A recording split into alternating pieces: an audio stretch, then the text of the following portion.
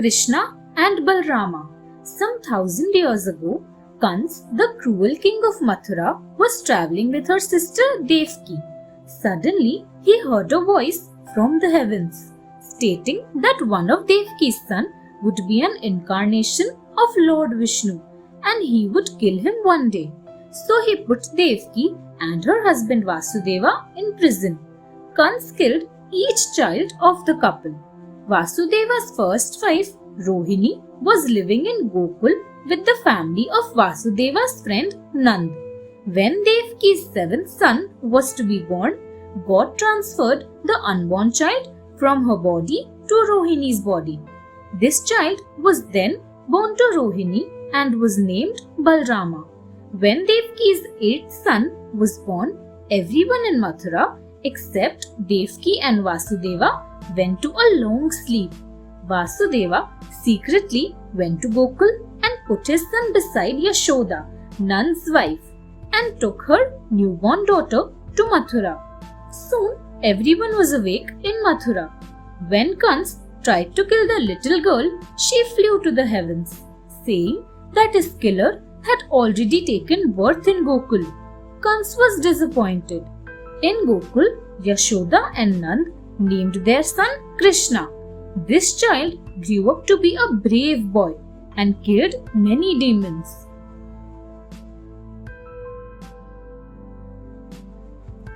Krishna and demon Trinavat. Kans was horrified after hearing that his killer had been born in Gokul. He sent his demons in different parts of Gokul to kill all newborn babies. One of these demons was Trinavat. He reached Nand's place where Yashoda was carrying little Krishna in her lap. Suddenly, the weight of the baby became so heavy that she could not carry him in her lap any longer. She put Krishna on the floor and went to do her household work. Trinavat transformed himself into a big cyclone. It suddenly turned very dark in Gokul. With the help of its great power and speed, the cyclone carried away Krishna with it. But it could not bear the heavy weight of the baby for a long time. Krishna was holding the demon's neck, so it could not even throw him away. Krishna slowly started pressing the neck of the cyclone. So Trinavat felt it very difficult to breathe. He ultimately died and fell on a huge rock in Gokul. Everyone in Gokul was now worriedly searching for Krishna. When they saw him playing on the demon's dead body, they hurriedly took him away and rejoiced at the death of Trinavat. Whole universe in the mouth. One day, little Krishna was playing with the Gopas, his shepherd friends. He suddenly saw the mud on the ground and was attracted towards it. He hid from his friends and ate some of the mud. But unfortunately, the Gopas saw him and complained to Mother Yashoda about his behavior. Yashoda held a long stick in her hands and angrily rushed to Krishna.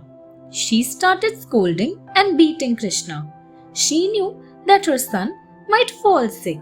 She did not want her child to develop such a bad habit. Due to this reason, she was scolding her dear son. Krishna started weeping bitterly and told that he had not eaten mud. So Yashoda asked him to open his mouth and show it to her. As soon as little Krishna opened his mouth, Yashoda saw all the mountains, rivers, oceans, sun, moon, stars, Lord Brahma, and all other demigods in his mouth. She was surprised to see the whole universe in his mouth. She had realized that his son was the Almighty Lord himself. But when she saw her dear son weeping, she forgot about all this and hugged her son lovingly.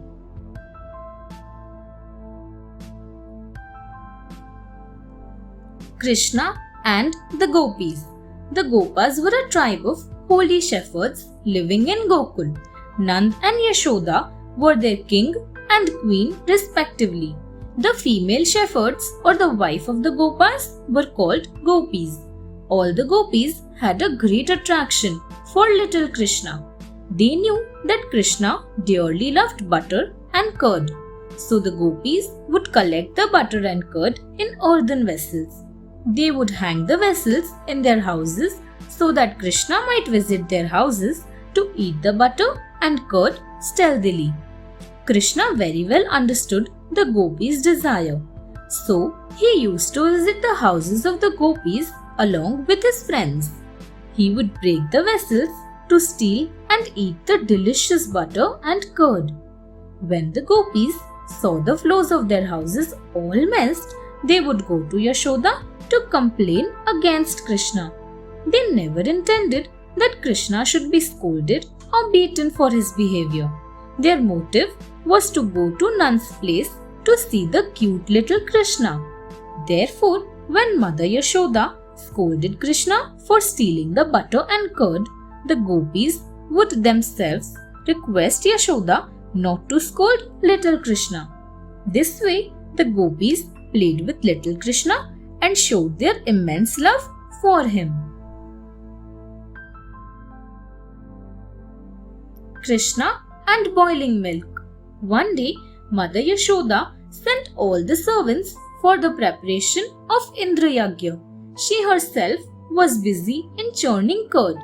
While she was busy with her work, little Krishna woke up from his sleep and started crying loudly. Yashoda put the curd aside and held her son in her arms. She started feeding him with milk.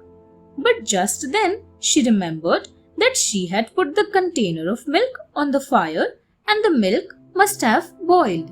She hurriedly put Krishna down on his bed and rushed towards the kitchen. But Krishna's hunger was not satisfied till then. Mother Yashoda had given priority to the boiling milk and put him down from her lap. So Krishna got very angry.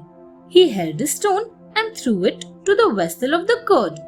The vessel broke and the curd started flowing from it. He then broke the vessel of butter too and distributed it among the monkeys of Gokul. When Yashoda returned and saw that it was Krishna's naughtiness, she scolded him, but when she saw him sad, she lovingly took him in her lap and started feeding him again.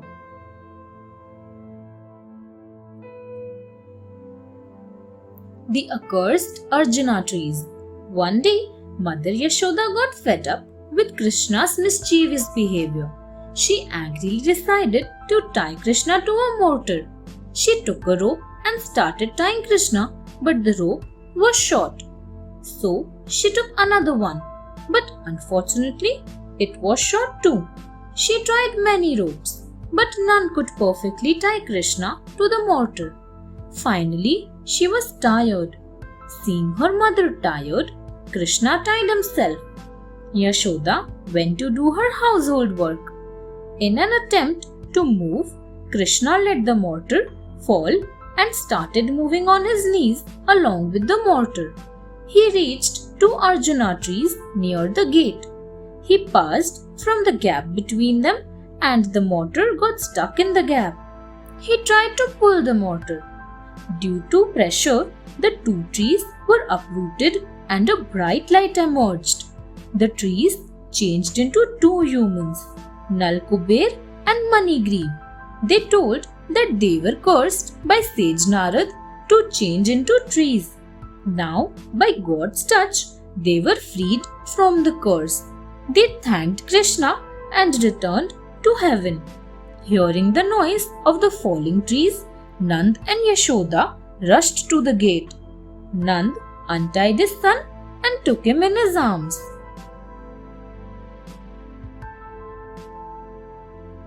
Krishna and the fruit seller. One day, Krishna was playing with his brother Balrama at home. Just then, a street vendor reached their gate. He was carrying a fruit basket over her head and calling out people to buy fruit.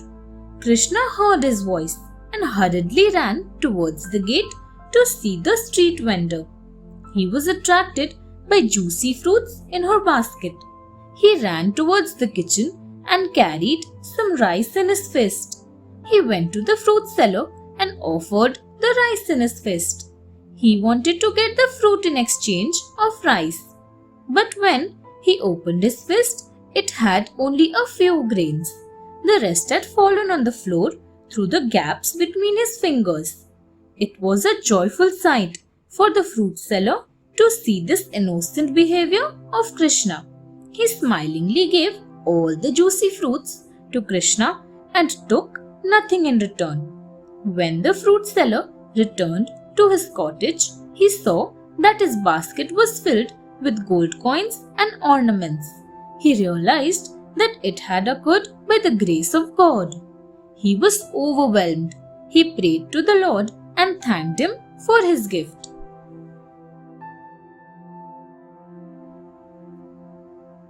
Krishna resides in Vrindavan.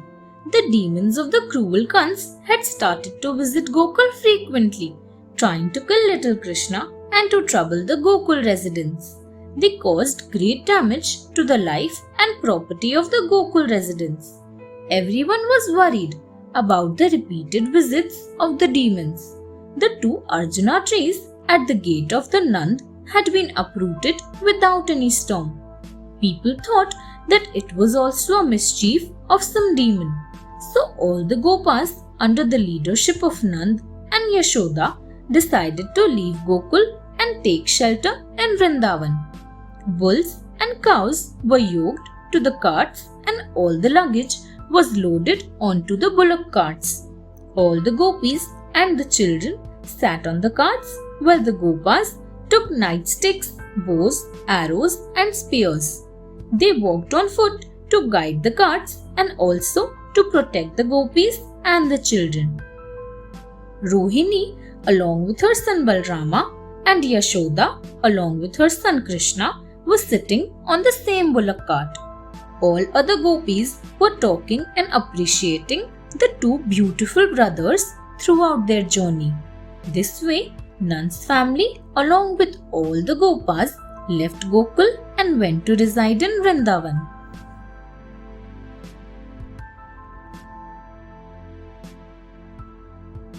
Krishna kills Bakasur. One day, Baka, a demon of Kans, took the form of a giant crane and visited Vrindavan. He sat near a river. When the Gopas, along with Krishna, took their cattle near the river to quench their thirst, they were frightened to see the giant crane of the size of a mountain. The Gopas started running away towards their houses along with their cattle. At the same moment, Bakasur pounced upon little Krishna and carried him away in his enormous and pointed beak. As soon as Krishna entered his mouth, he started increasing the temperature of his body inside his beak. His body became as hot as fire. Bakasur's mouth began to burn. He at once threw Krishna out of his beak. Now he tried to attack Krishna with the tip of his pointed beak. But Krishna held both the upper and lower beaks of the crane. He stood on the lower beak and began opening the upper beak with his hands. When the beak was fully opened, he spread the upper beak even more apart, so that Bakasur's body might be divided into two halves. Thus Bakasur died. All the Gopas rejoiced at the death of Bakasur and appreciated their friend Krishna. Krishna kills Vyomasur. Maya the Nava was the king of demons. His son Vyoma was a close friend of Kans. He wished for the goodwill of his dear friend. So he decided to visit Vrindavan and kill Nand's son Krishna and all his Gopa friends. He took the form of a Gopa child and went to play with Krishna and his friends. They were playing a game in which some Gopas were enacting as sheep, some as thieves, and some as the owners of the sheep. The thieves would steal the sheep secretly from the owners and would hide them somewhere. Vyomasur was the thief in the game. He started stealing all the sheep Gopas one by one and put them in a cave. He even put the thief Gopas in the cave. He blocked the entrance of the cave with a heavy rock. When only a few Gopas were left, Krishna began doubting Vyomasur. Krishna secretly followed him. As soon as he put another Gopa child in the cave, Krishna caught him. Vyomasur changed into his real form, but Krishna hit him hard on his head and he died. He then removed the rock and took his friends out of the cave.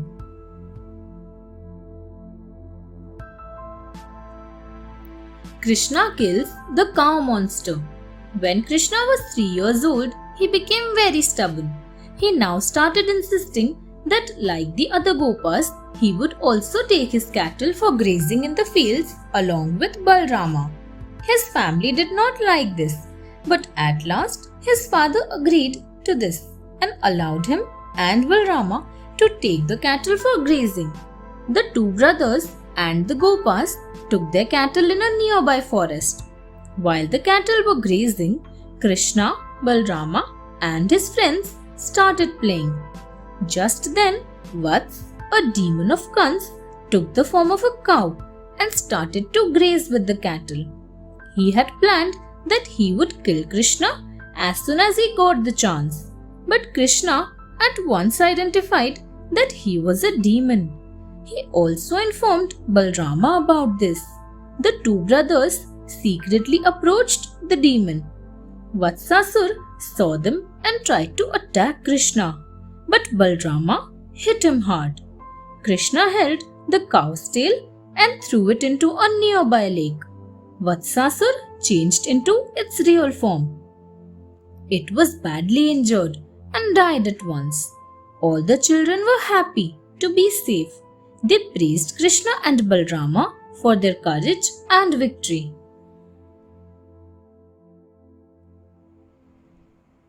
Krishna and Aghasur. One day, Aghasur, the younger brother of Bakasur, took the form of a very big python. He opened his giant mouth and lay on a road in Vrindavan. He was very angry at the killing of his brother. He intended to take the revenge of his death from Krishna. When Krishna and the Gopas reached the road along with their cattle, they thought of the open mouth to be a big cave. So they fearlessly went inside. They thought that if anything went wrong, Krishna would definitely save them.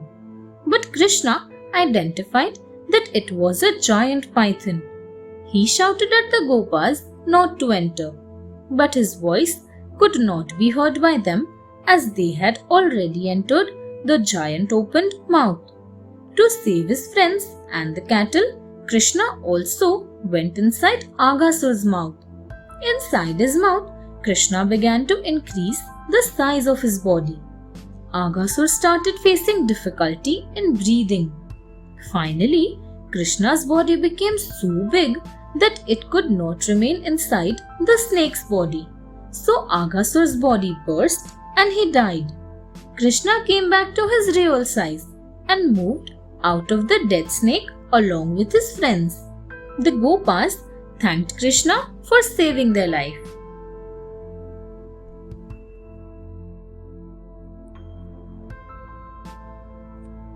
Brahma tests Krishna. One day, Lord Brahma saw that Krishna was playing with his friends and their cattle were grazing in the fields. He decided to test Krishna and stole all the grazing cows. With the help of his magic, he made the cattle sleep in a dark cave. The Gopas became worried and Krishna set out in search of the cattle. When Krishna had left, Lord Brahma stole his Gopa friends and made them sleep with the cattle. But Brahma's mischief could not be hidden from Krishna. He discovered that everything was planned by Lord Brahma. So Krishna took the form of all the hidden cows and the Gopas. For 1 year, he lived in Vrindavan in this form. 1 year of a human being is like one moment for the Lord. When Lord Brahma saw that the cattle and the Gopas were sleeping in the cave, but similar Gopas were playing with Krishna in Vrindavan, he was very surprised. Suddenly, all the duplicate cattle and gopas changed into Lord Vishnu and then vanished. Brahma realized that Krishna was truly the incarnation of Lord Vishnu. He apologized to Krishna and returned all the cattle and the gopas. After greeting Krishna, Lord Brahma returned to heaven.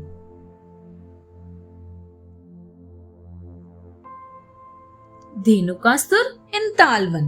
One day, all the Gopa friends came to Krishna and Balrama and expressed their desire to go to Talvan to eat the tasty fruits there.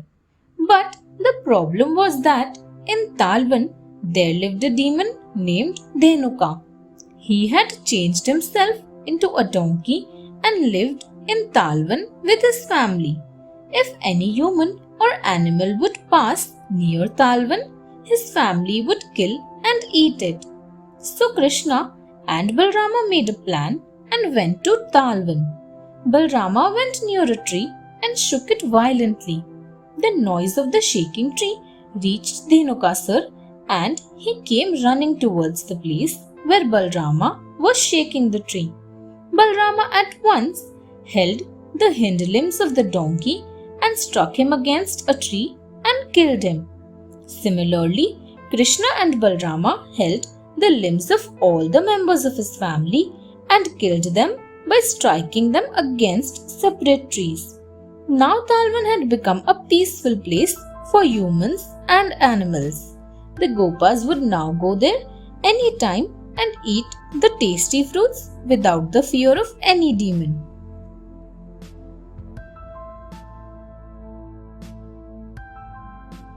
Krishna and the forest fire. One day, Krishna was playing with Balrama and the Gopas. Their cattle were grazing in the fields. While grazing, the cattle lost their way and reached the forests of Moonj. They tried hard to return, but could not find their way. When the Gopas realized that their cattle had been lost, they became worried. They all set out in search of the cattle.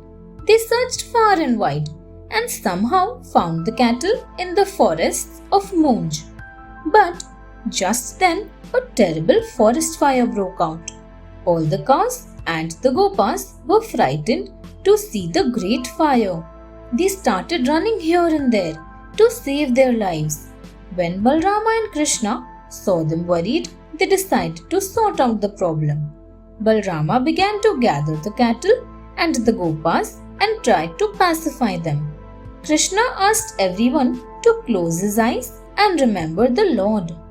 As soon as they closed their eyes, Krishna swallowed the whole of the terrible forest fire. He then asked them to open their eyes fearlessly.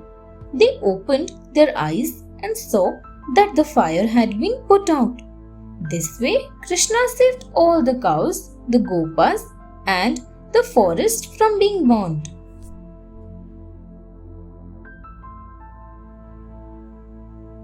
Krishna and Kaliya snake. Once the Kaliya snake lived in river Yamuna in Vrindavan with his family. The Yamuna had become highly poisonous due to him. One day, some Gopas reached near the Yamuna while grazing their cattle. They were thirsty, so the Gopas and the cattle drank the poisonous water of the Yamuna. Due to the poison, they started losing their senses and finally died. Krishna brought them back to life using his magical powers.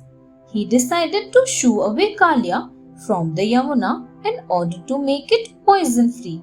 He jumped into the river and started swimming near Kaliya's place. This agitated Kaliya. He injected his poison in Krishna's body and trapped him in his body. Krishna became unconscious for some time, but when he regained his senses, he started increasing the size of his body. Kaliya could not hold him longer. His body started giving in. He released Krishna. Krishna then jumped over his hood and started playing the flute and dancing. He jumped on every hood that Kaliya raised. Due to his footsteps, Kaliya's hoods were deeply hurt. When Kalia's wives prayed to Krishna, he spared Kalia. On Krishna's orders, Kalia and his family left the Yamuna and went to live on Ramnak Islands.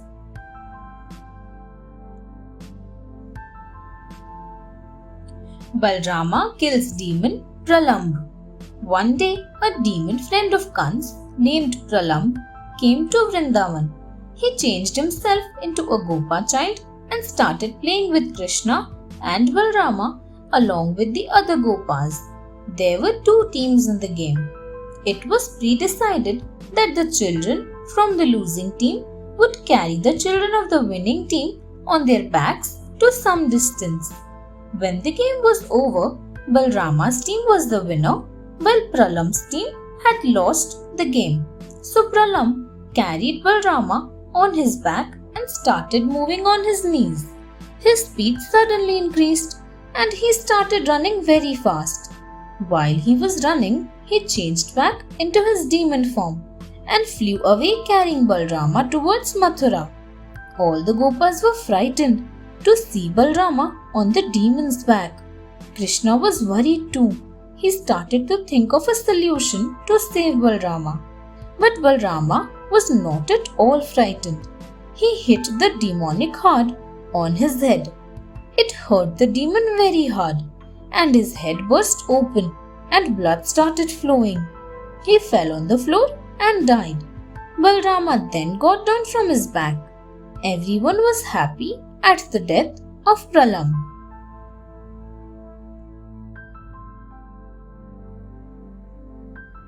Krishna and Govardhan Mountain. On the second day of Deepavali, the people of Vrindavan would perform a sacred yagya to impress Indra, the god of rains. But Krishna told them that instead of worshipping Indra, they should worship Govardhan, the great mountain, because it gave them all the useful resources for their living. People were impressed by the idea, so they worshipped Govardhan mountain instead of Indra. This made Indra very angry, as he felt insulted. He sat on his elephant Airavat and reached over Vrindavan. Using his magical powers, he collected dense black clouds and soon it started raining heavily. Fierce thunders were heard and repeated lightning was seen. The people and the cattle started running here and there to save their lives. To protect them, Krishna held Govardhan mountain like an umbrella on the little finger of his left hand continuously for 7 days. The people carried all their belongings and their cattle and safely moved under Govardhan. At last, Indra was tired, so he stopped the rains. All the people moved to their respective houses carrying their belongings and cattle. Krishna put Govardhan back at its place. Now Indra's pride was shattered and he apologized to Krishna for his mistake.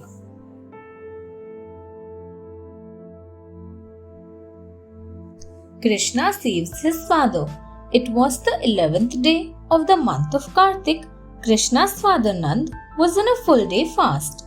He stayed awake the whole night.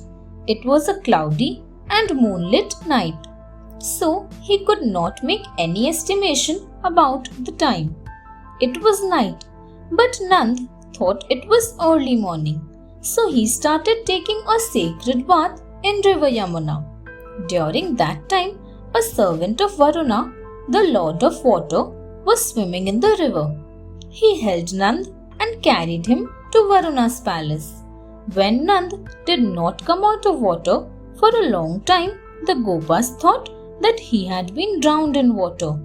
They started screaming. Hearing their scream, Krishna came running and jumped into river Yamuna. He reached Varuna's palace deep inside water.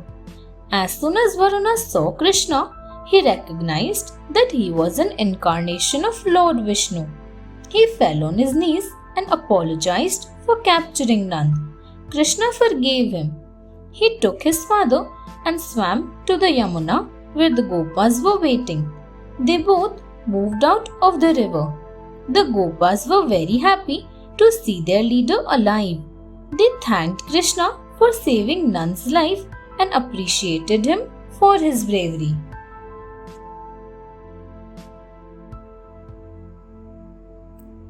Krishna and Ras Leela.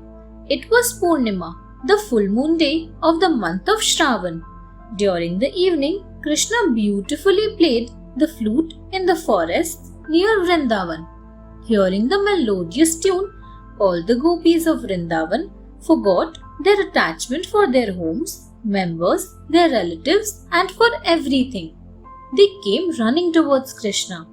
Firstly, Krishna decided to test their devotion, so he asked them to return to their homes. But they refused to return.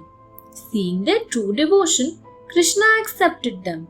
Then Krishna took as many forms as the number of gopis present there, and one Krishna could be seen between every two gopis.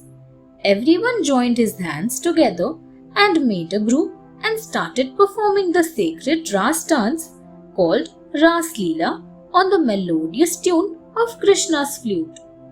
Whole night, the gopis and Krishna performed the sacred Ras Leela.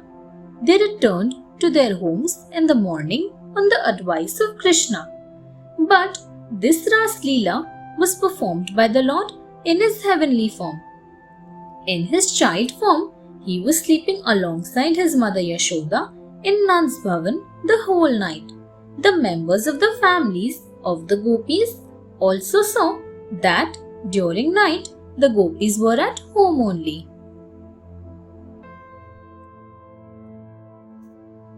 Krishna and Muchkunda. Muchkunda was a powerful descendant of Ikshvaku dynasty, so all the gods asked him for help in the battle against demons. Muchkunda helped them win the battle. Pleased with him, the gods allowed him to ask for a boon. Muchkunda had not slept for several ages due to the battle, so he asked for a peaceful sleep. His wish was granted and he slept for many yugas. One day, demon Kalyavana attacked Krishna. To get rid of the demon, Krishna ran to Muchkunda's cave. The demon also followed. However, Krishna hid after quickly covering the body of Muchkunda with the silken robe that he was wearing. When the demon entered, he mistook the sleeping Muchkunda for Krishna and tugged at the robe. Muchkunda woke up. Looking around, he saw the fierce Kalyavana standing before him. He cast such a fiery gaze that the demon was burnt to ashes. Then, seeing the whole cave illuminated, he started searching for the source of the light and discovered Krishna standing at a distance. Muchkunda showed his devotion and asked Krishna to bless him so that he might always be able to live in the service of God.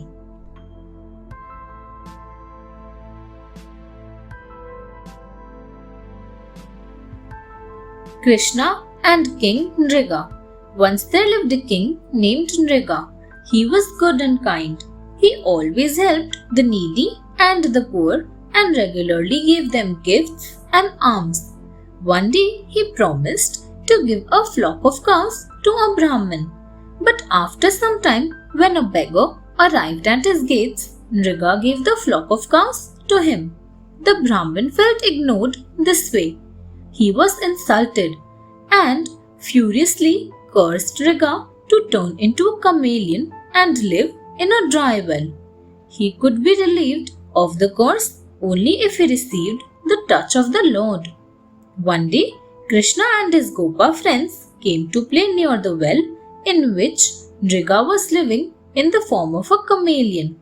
While playing, their ball fell into the well. When the Gopas came to search for the ball, they were scared to see the huge chameleon. They rushed to Krishna for help. Krishna lowered his hands to fetch the chameleon out. As soon as he touched it, the chameleon changed into King Nriga. He narrated the story of the Brahmin's curse to him. He thanked Krishna for his divine touch that granted him a new lease of life.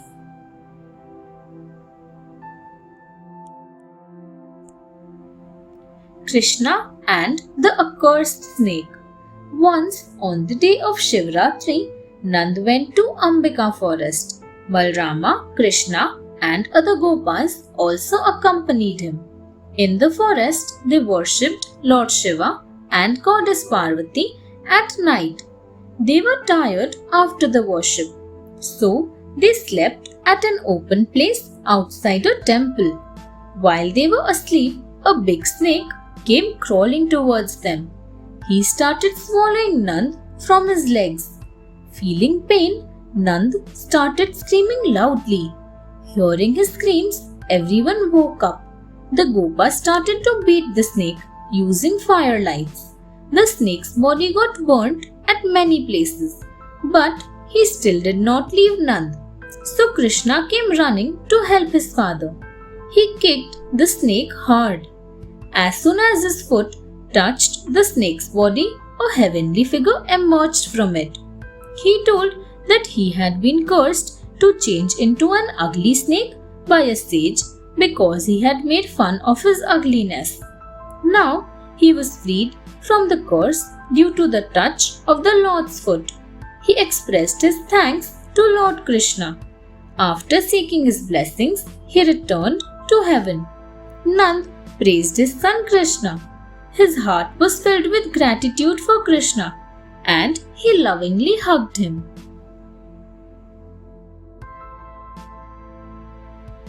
Demon Shankchur. It was the festival of Holi in Vrindavan. At night, Krishna and Balrama went to roam about in Vrindavan. The gopis also followed them. While they all were roaming in the fields, a demigod named Shankchur came wandering to Vrindavan. He was the servant of Kuber, the lord of the wealth. He saw the beautiful gopis in the field and was deeply attracted by their beauty and charm. He thought of a wicked plan to kidnap all the gopis in order to marry them. He carried away all the gopis. The gopis started weeping and shouting for help. Hearing their cries, Krishna and Balrama thought of an idea to help them. They uprooted 2 giant trees and ran towards the evil demigod to beat him. Seeing the 2 brothers running towards him, Shankchur at once left all the gopis. He started running to save his life from the brothers. Balrama stood to pacify the gopis while Krishna chased the demigod. He ran and hit Shankchur hard on his head. His head burst open and he died. Krishna took out the precious gem that was fixed on Shankchur's forehead and presented it to Balrama.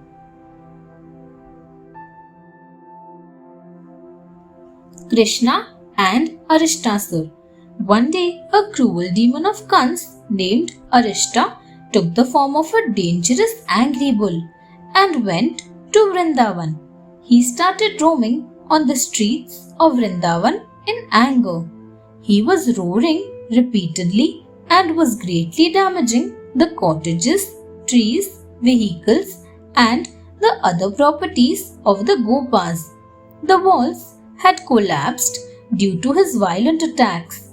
The Gopas, the cattle, and all other stray animals were frightened and were running all around to save their lives.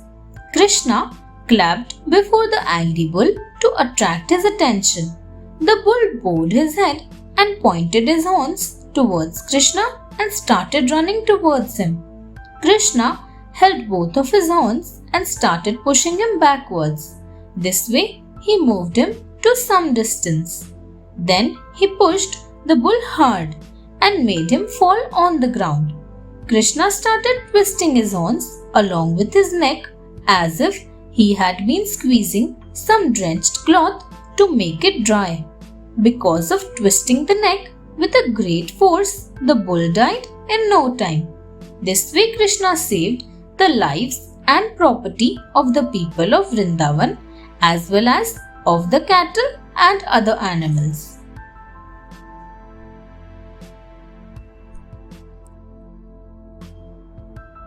Krishna kills Keshi.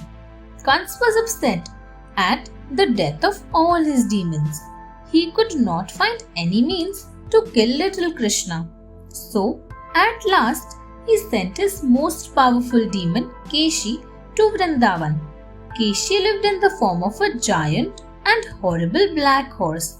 He was so powerful and dangerous that even the gods were frightened of him. The giant horse, of the size of a mountain, reached Vrindavan early in the morning. He was running in all parts of Vrindavan with a widely opened mouth and was making fearful noises. Due to his fear, animals started running to save their lives. People shut their doors and windows and hid in their houses. But little Krishna fearlessly moved out of his place and stood before Keshi. He bravely challenged the horrible horse. Accepting his challenge, Keshi ran towards him with his open mouth. As soon as he reached near Krishna, Krishna put his arms into Keshi's widely opened mouth. Just by the touch of Krishna, all of Keshi's teeth broke and fell off.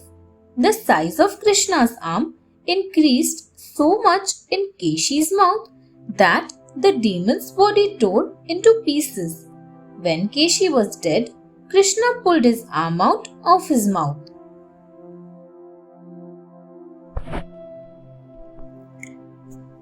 Krishna visits Mathura. All of Kansa's fearful demons were now killed by Krishna. So he thought of another plan. He sent Akrur, one of his courtiers, to Vrindavan to invite Nand, Krishna, Balrama and all the other Gopas to Mathura for a Dhanuryagya. Akrur was a big devotee of the Lord. He happily went to Vrindavan to fetch them. He told them about the invitation of Kans. He secretly told Krishna about Kansa's wicked plan to kill him in Mathura. But Krishna accepted the king's invitation. The Gopas started preparing for their journey to Mathura. Carts were decorated, milk, curd, ghee, butter, and many other gifts were loaded onto the carts for the king. Nand and the Gopas sat on the carts and set for Mathura. Krishna and Balrama sat on Akrur's chariot. All the gopis of Vrindavan began weeping as Krishna left for Mathura. They did not want to be separated from Krishna. They could clearly feel that Krishna would never return to Vrindavan. They reached near the chariot to bid a teary goodbye to Krishna and Balrama. Krishna met them dearly and advised them to return to their homes. This way Krishna began his journey towards Mathura to kill cruel Kans.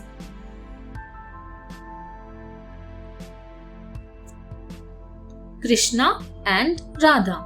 All the gopis in Vrindavan were the dear friends of Krishna. But amongst them, Radha was his favorite. She was the daughter of Vrishabhanu and Kamlavati of Barsana. She loved Krishna deeply and was very devoted to him. Krishna too loved her dearly. He had even tried to convince his parents to allow him to marry Radha. They did not allow him because Krishna was just a child at that time. Radha and Krishna were often found singing and dancing together. All other gopis were jealous of their deep affection for each other. Once, on the festival of Holi, Krishna and his friends went to Barsana to smear color on Radha.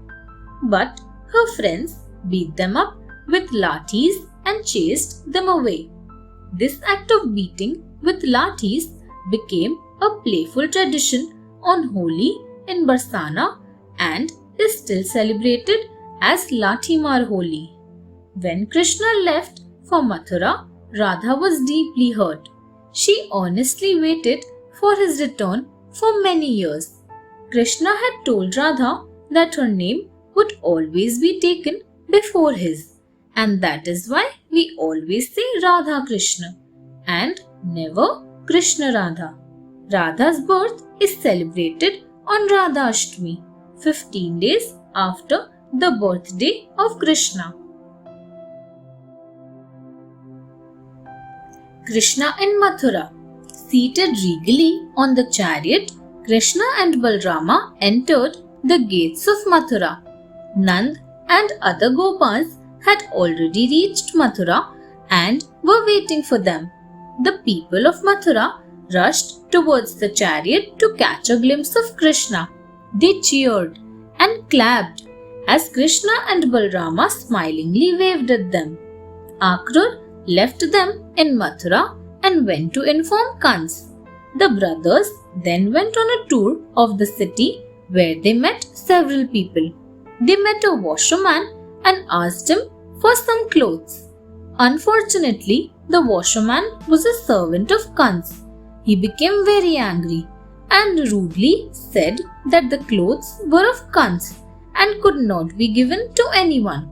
He warned the brothers that such impudent behavior could get them into trouble in Kans's city. To teach him a lesson, Krishna lifted him and, with a thrust of his hand, severed his head, killing the washerman. The other washermen saw the power of Krishna. They understood that by killing the washerman, God was trying to pass on the message that one should be generous and that God showers His blessings on those who give generously. Each washerman then gave a garment to Krishna.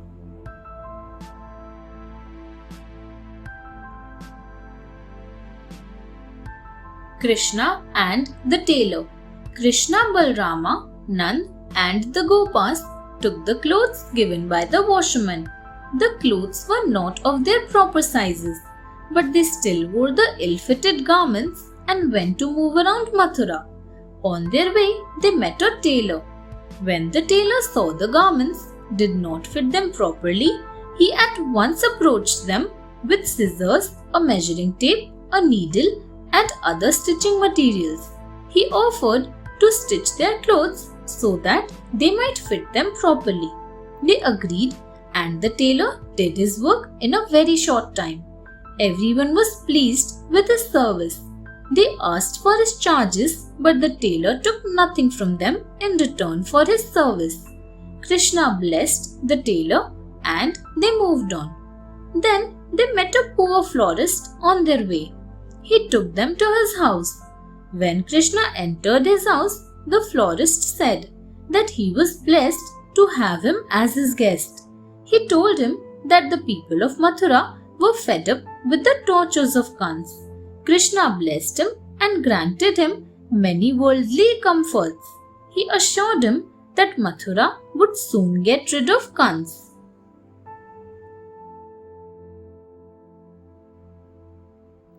Krishna kills the elephant. The news of Krishna's visit reached Kans. He immediately ordered his servants to release Kuvalapid, the mad elephant, on the streets so that it might kill the two young brothers. Kuvalapid was safely chained and trying to break free. As the mad Kuvalapid was released, it started to destroy everything in its way. People screamed in fear and ran for their lives. Suddenly, Kuvalapid saw Krishna standing in the middle of the main street. It tore open its shackles and charged towards him. It climbed the stage where Krishna was standing, grabbed him with his trunk, and was about to throw him on the ground when Krishna slipped out of his grip and quickly hid behind its hind legs. Seeing Krishna slip out, it raised its leg to crush him, but it again escaped. Casting a cruel glance at the brothers, it charged towards them with its huge tusks. Krishna and Balrama firmly grabbed each of its tusks and broke them into pieces. As the elephant fell on the ground, the brothers killed him with its own tusks. The people of Mathura were awestruck at Krishna's bravery. They greeted him and shouted their praises aloud.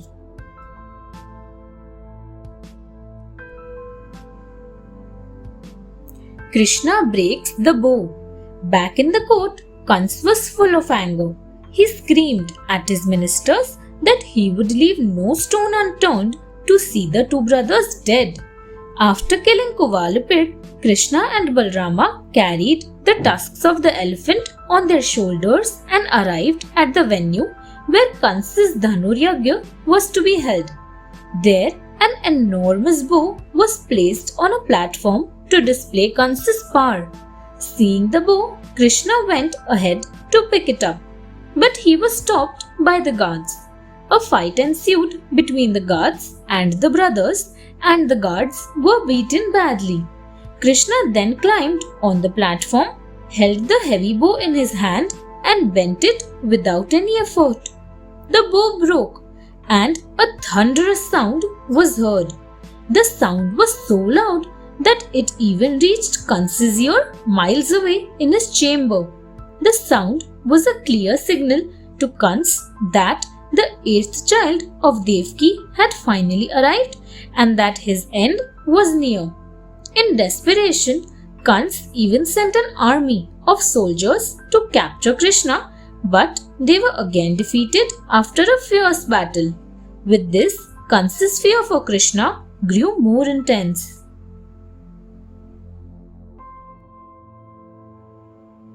Krishna kills Kans. On the advice of his ministers, Kans now sent the invincible warriors Mushtaka and Chanura to kill Krishna.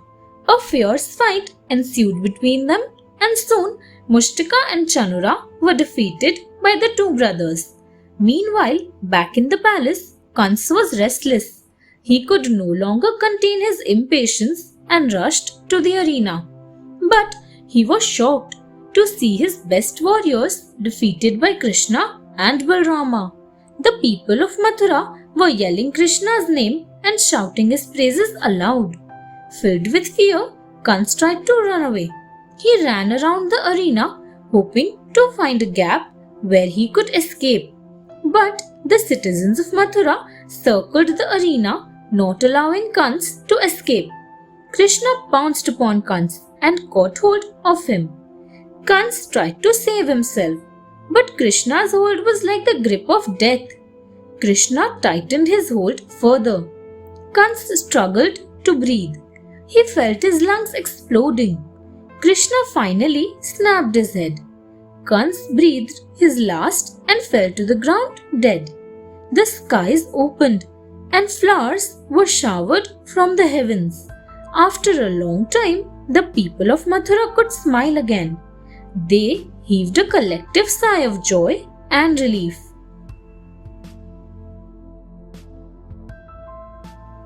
Krishna meets his parents. After killing Kans, Krishna and Balrama hurried to the palace and entered the dungeons where Devaki and Vasudeva were imprisoned. They opened the prison gates. Devaki and Vasudeva could not believe their eyes. Their sons were standing before them. They were mad with joy to see them. Devaki embraced Krishna and Balrama and shed happy tears. But they could not believe that Kans was dead. In order to assure his parents, Krishna dragged his dead body just as a lion drags an elephant after killing it. He then rushed to the next cell, where he freed his grandfather Ugrasen. Ugrasen blessed him. He was overwhelmed with joy and lovingly hugged both of his grandsons. He knew that Krishna had the support of the entire population, so he decided that Krishna should become the king of Mathura. When Krishna was asked about this, he replied that Mathura was Ugrasen's kingdom and Kans had been forcibly ruling over the kingdom after arresting Ugrasen. So Ugrasen should rule over Mathura. Thereafter, the sacred thread ceremony of Krishna and Balrama was performed, and it was decided to send them to the ashram of sage Sandipani for their further learning. Uddhava visits Vrindavan. Kans was dead, but Krishna could not return to Vrindavan as he had to protect Mathura from the attacks of Kansa's friends. He realized that the people of Vrindavan would be worried about his well-being. They would be eagerly waiting for the news of his well-being. He wanted to reassure them. So Krishna sent his cousin Uddhava to Vrindavan. On reaching Vrindavan, Uddhava found that there were hardly any people on the streets. He was puzzled. When he reached Nand's house, he saw that Yashoda was weeping in a corner. He asked her the reason.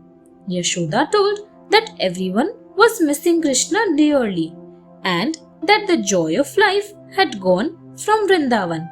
Uddhava consoled Yashoda and gave her the joyous news of Kansa's death. He assured her that both Krishna and Balrama were in sound health. The news of Uddhava's visit spread like wildfire. In a while, he was surrounded by all the subjects of Vrindavan. Uddhava answered their queries patiently. People were thrilled to hear the tales of Mathura. But soon it was time to bid goodbye, and Uddhava, after taking the blessings of all elders, sat on his chariot and set back for Mathura.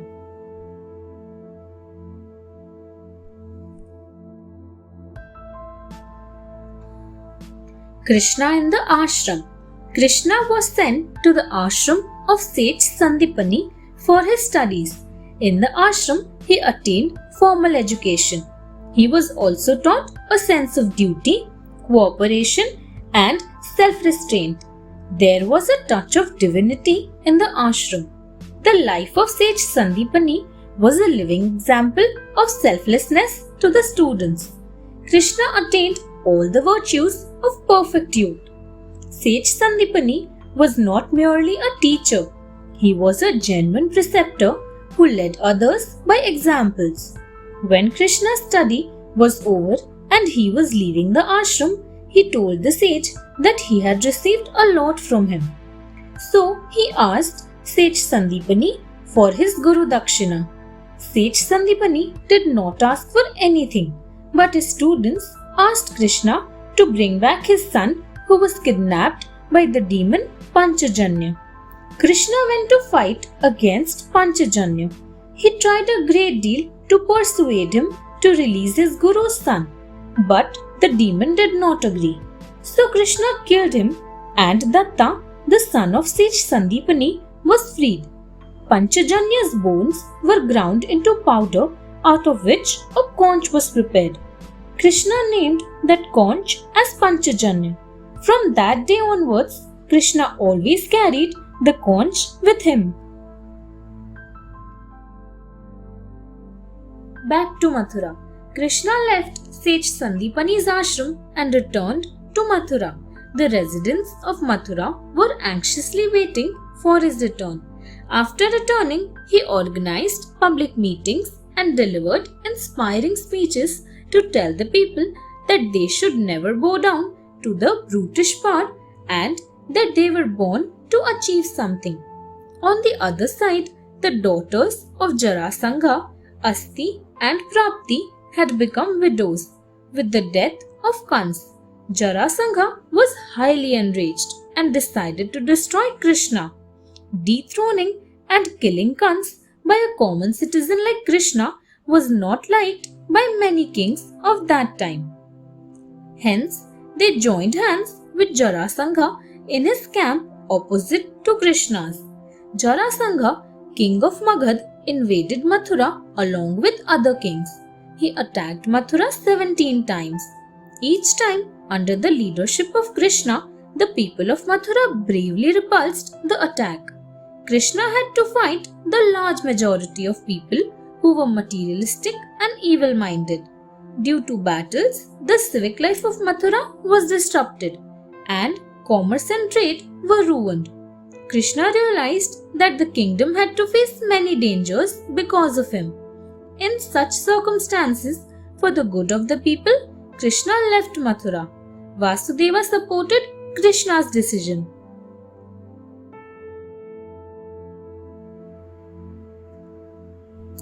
Vishwakarma builds Dwarka. Though Krishna was the king yet, he ruled democratically. He had taught the people to live according to the ideals and impart these teachings to others. He not only taught this but also lived accordingly. So he left Mathura. Thereafter, Krishna crossed Gomantak and went to Saurashtra.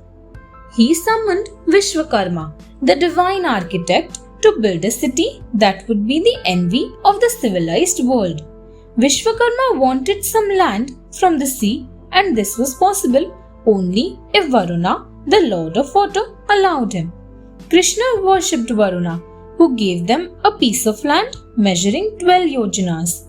1 yojana equals to 13 kilometers. Vishwakarma then built the magnificent Dwarka, a city in gold, at a distance of 20 miles from Prabhas region. It was a city so golden that it cast its radiance on the ocean for miles around it. Krishna appeared to have settled in Dwarka, but his mind was busy in establishing a kingdom based on the principle of true religion. This was the goal of his life. So he made Dwarka an empire which was based on the principle of true religion called Dharma Rajya in true sense. He came to be known as the ruler of Dwarka or Shri Dwarkadhish. Krishna and Rukmini. Rukmini, an incarnation of Lakshmi, was born to King Bhismaka of the Vidarbha kingdom. She was very pretty as a child and grew up to be a beautiful princess. She was very much impressed by the stories she heard about Krishna. She fell in love with him and wished to marry him.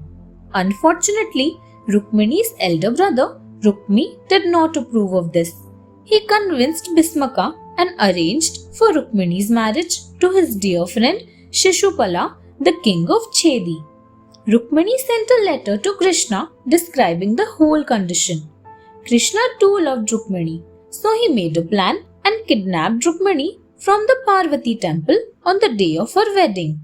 When Rukmi heard about this, he angrily rallied his soldiers together and left to fight against Krishna. Rukmi fired one arrow after another but could not hurt Krishna. Krishna then killed Rukmi's horse and destroyed his chariot. Rukmi came crashing to the ground. He tried to attack Krishna but was unsuccessful.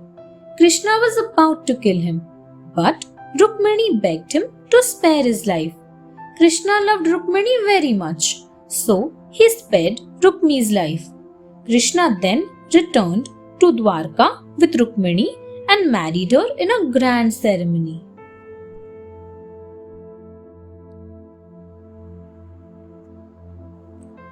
Pondraka challenges Krishna. Once there ruled a king named Pondraka over the kingdom of Karusa province. He was very vain and thought himself to be the most powerful man in the universe. When he heard the stories of Krishna's bravery, he grew jealous of him. One day, to prove himself superior to Krishna, Pondraka sent a letter to him in Dwarka through his messenger. The messenger read out, "Krishna, give up your false pretense of being a god, because I am the supreme power. Come and surrender to me, or else I shall kill you." Everyone was surprised to hear this, but Krishna patiently listened and then said to the messenger, "Tell your master that he is a foolish person. He has unknowingly challenged me. I shall destroy him." The messenger returned to Karusa and told Pondraka everything. Being threatened this way, Pondraka attacked Krishna. He was accompanied by his friend who was the king of Kasi.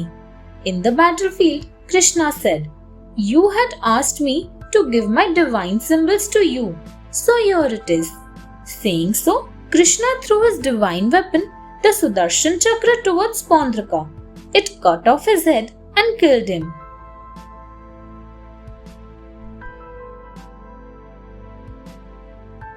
Krishna and Sudama. Sudama and Krishna were childhood friends. They were classmates at the ashram of sage Sandipani. Sudama belonged to a poor Brahmin family. Years passed and Krishna became the king of Dwarka. But Sudama and his family remained poor. Sudama's wife was a pious soul. One day she advised him to seek his friend Krishna's help. Sudama was an honest person and felt ashamed to ask for help. He was not interested in wealth, but wanted to see Krishna. On his wife's insistence, he agreed to go. But he did not want to go empty-handed to meet Krishna after so long. So he carried a handful of puffed rice as a gift. Krishna greeted Sudama warmly when he arrived at the palace. Seeing the splendor of Dwarka, he was feeling embarrassed at his gift. Krishna saw a small bag in Sudama's hand. He at once snatched it and found puffed rice inside it. He happily accepted the gift. When Sudama returned home the next day, he saw a huge mansion instead of his hut and his family wearing new clothes. He went inside and found lots of food. At once he knew that God had showered his blessings on him.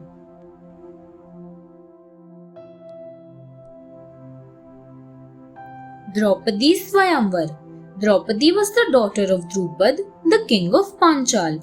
The king arranged a Swayamvar for Draupadi in the court of Panchal. A pole was erected in the court over which a wooden fish was fixed on a revolving wheel. A pan of water was kept at the bottom of the pole. Anyone who could shoot an arrow at the eye of the revolving fish while looking at its reflection in the water would be married to Draupadi. The princes from all over the world assembled for the Swayamvar. The Pandavas, Duryodhana, Karna and Krishna were also present. Many brave princes tried but failed to perform the difficult task. Suddenly Arjuna rose and easily shot at the fish's eye. Draupadi was happy and put the wedding garland around Arjuna's neck. On reaching home, Arjuna called out to Kunti and told that he had brought something. Kunti from inside the house asked him to share it among the 5 brothers, thinking that he had brought something. As a custom, the Pandavas had to obey every word of Kunti. Draupadi had to become the wife of all 5 brothers. The wedding between the Pandavas and Draupadi was performed with great splendor.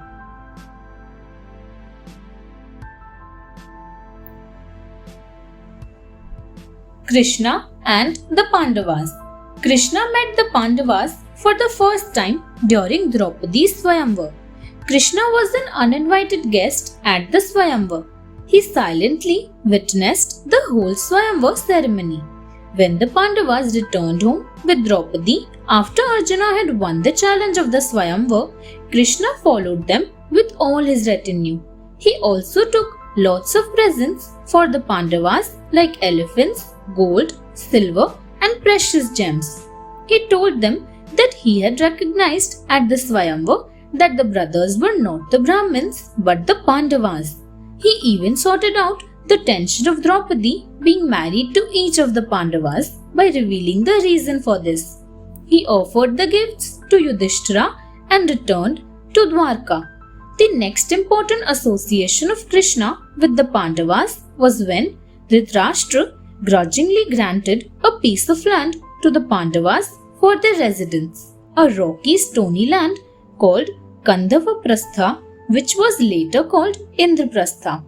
Again Krishna came and assisted the Pandavas in making the land fertile and beautiful with the help of angelic associates such as Maya Danava, who built a great, unsurpassed, glittering palace for the Pandavas. Krishna and Arjuna became close friends. Krishna then went back to Dwarka once again.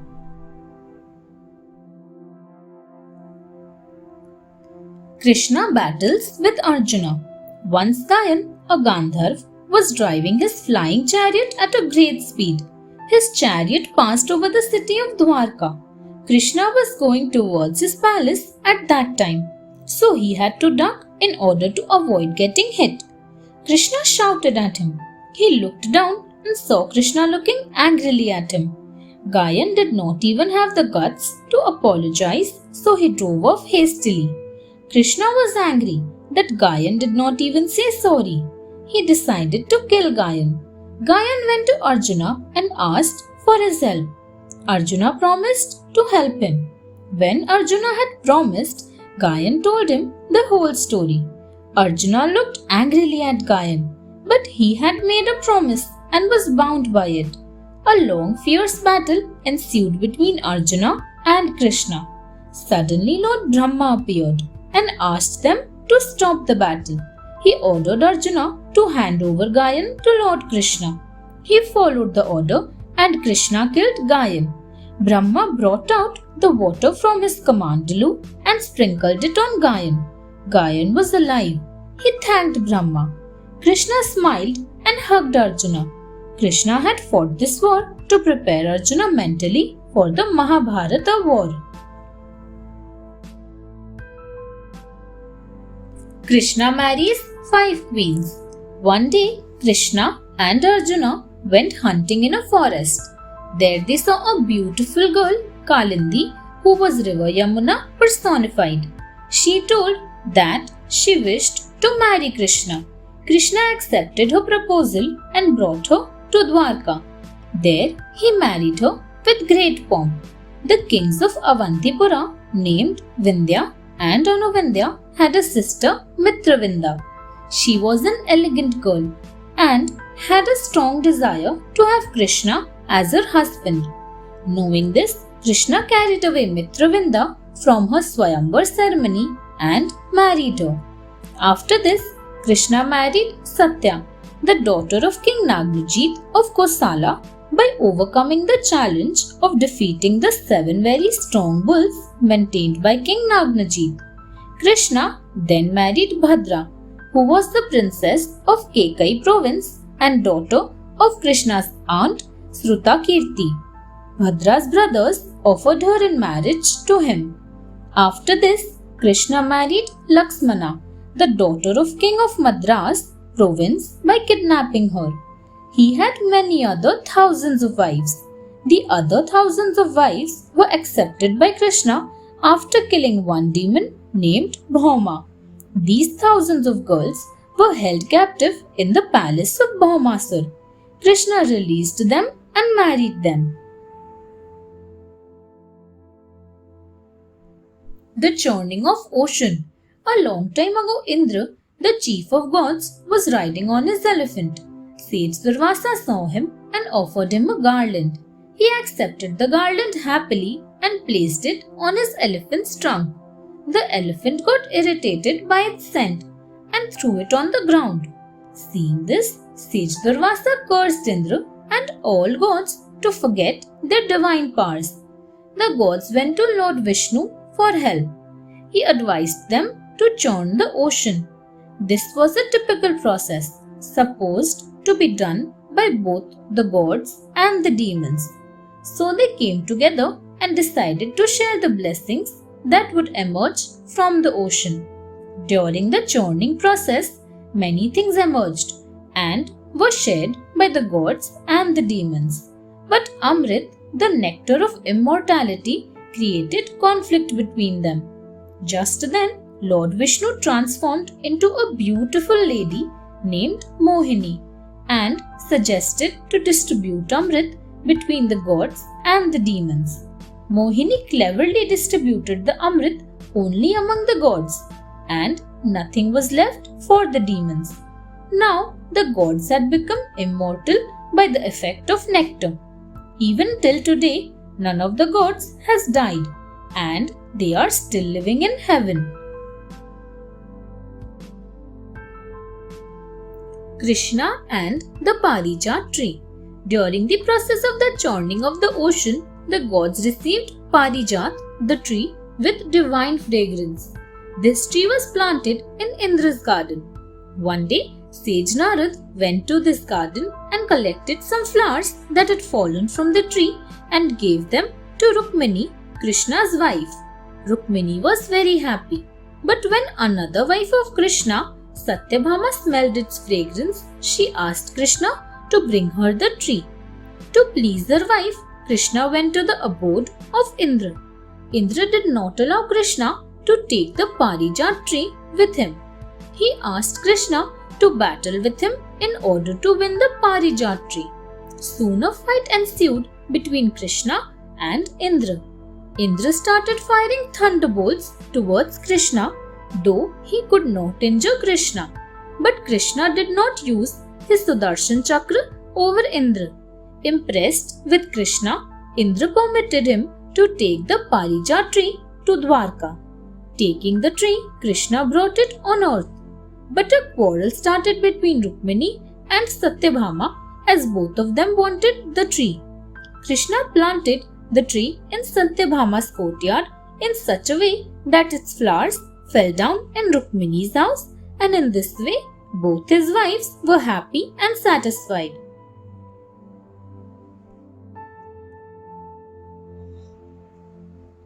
Bhagavad Gita.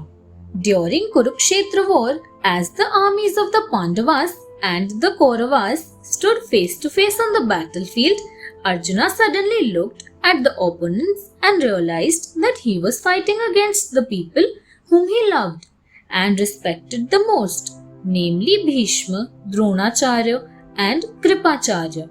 Even if he won, his victory would be futile. With these doubts in mind, he put his bow and arrows down. Krishna was not only Arjuna's charioteer but also his guide, understood what Arjuna was going through. Responding to Arjuna's confusion and moral dilemma, Krishna explained to Arjuna his duties as a Kshatriya, warrior, and a prince. He delivered a sermon on karma and told Arjuna that his soul is immortal and it never dies. Krishna explained the concepts of duty and righteousness to Arjuna.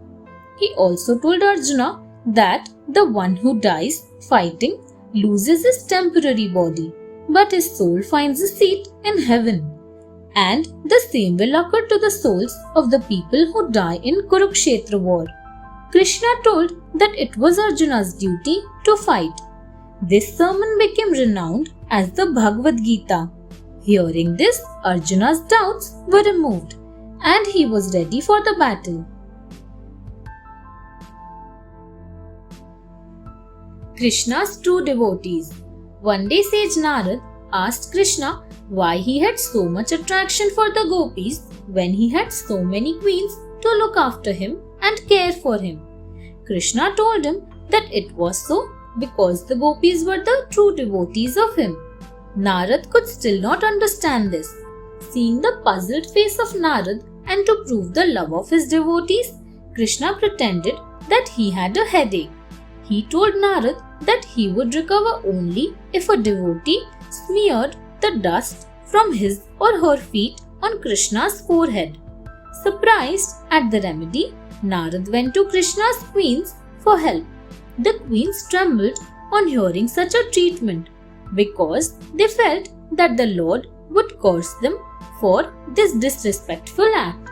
Narad then found no other solution, so he went to the gopis and explained the purpose of his visit. He told them that Krishna's headache could be cured only with the dust from the feet of a true devotee. The gopis immediately collected some dust from their feet and gave it to Narad. Narad understood that the gopis loved Krishna blindly, so much that they could even risk being cursed for such a sinful act to save Krishna.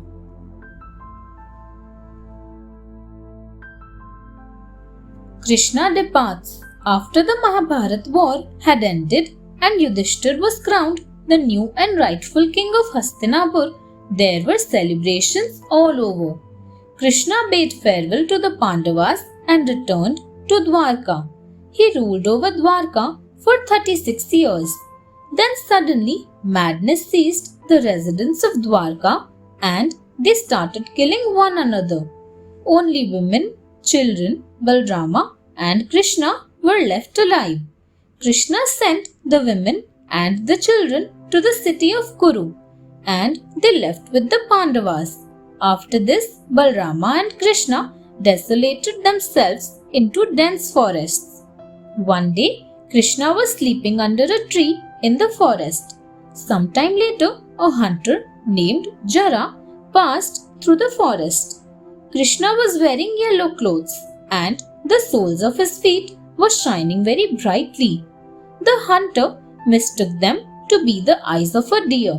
He aimed and shot a poisonous arrow, which pierced one of Krishna's feet. As soon as Jara realized what had happened, he rushed to Krishna and apologized, but it was too late. Krishna assured Jara that this was destiny. Then Vishnu's chariot descended from the sky, and Krishna sat in it and went to heaven. This way Krishna departed from the earth.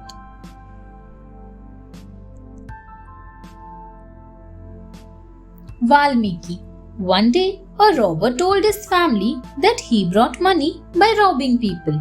His family got furious and threw him out of the house. On Sage Narad's advice, the robber prayed for many years, and the Lord gave him a new name, Valmiki. On morning, he set out for his bath on the banks of a river. There, he saw a couple of cranes. Just then, a hunter shot the male crane with his arrow.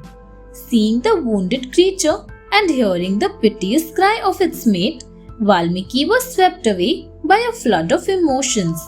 He was filled with rage at the hunter and grief for the crane couple.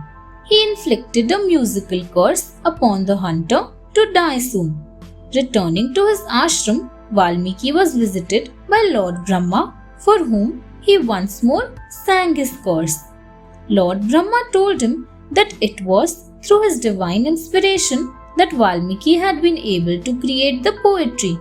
The god then commissioned the sage to compose a great epic poem to celebrate and popularize the history of Rama and his long-suffering wife Sita. Valmiki wrote this epic that became famous by the name of Ramayana.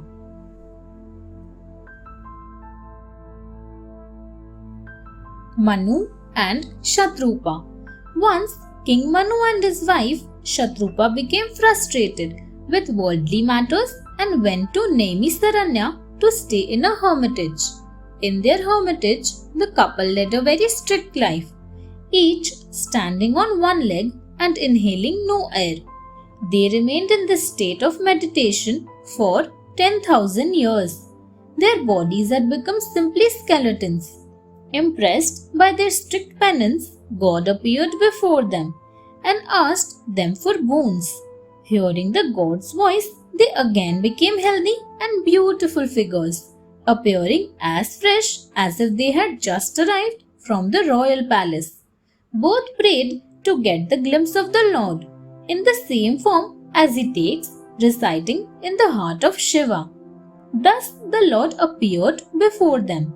Both Manu and Shatrupa were content to have the beautiful form of the Lord, and they lost their own bodily sense. Lying prostrate at the feet of the Lord, Manu prayed to get a son like him. This wish was granted as the Lord assured that Manu would become the king of Ayodhya and Shatrupa would become his wife Kaushalya, and Rama would take birth as their son. Shravan Kumar, the devoted son. Once there lived a blind couple who had a son named Shravan Kumar. Shravan carefully looked after his parents. One day, his parents wished to go on a pilgrimage. Shravan took a bamboo pole with a basket at either end. He placed his parents in 2 baskets and carried the basket on the shoulder. While on pilgrimage, they reached a forest near Ayodhya. Dashrath, the king of Ayodhya, had also come to the forest to hunt. Shravan's parents requested Shravan to get water in order to quench their thirst. Shravan went to the banks of river Sarayu. When he dipped the vessel to fill water, Dashrath thought it was the sound of a deer drinking water. He shot an arrow in the direction and heard a moaning cry. On hearing the sound, he came to the place and saw injured Shravan crying in pain. Dashrath became very sad. Shravan asked him to take the water to his parents and tell him the sad news. Dashrath sadly gave water to Shravan's parents and told them the whole story. Shravan's parents were in utter grief and cursed Dashrath that he would die one day in the grief of his loving son. Due to this, Dashrath died in the grief of Rama when the latter was sent to exile.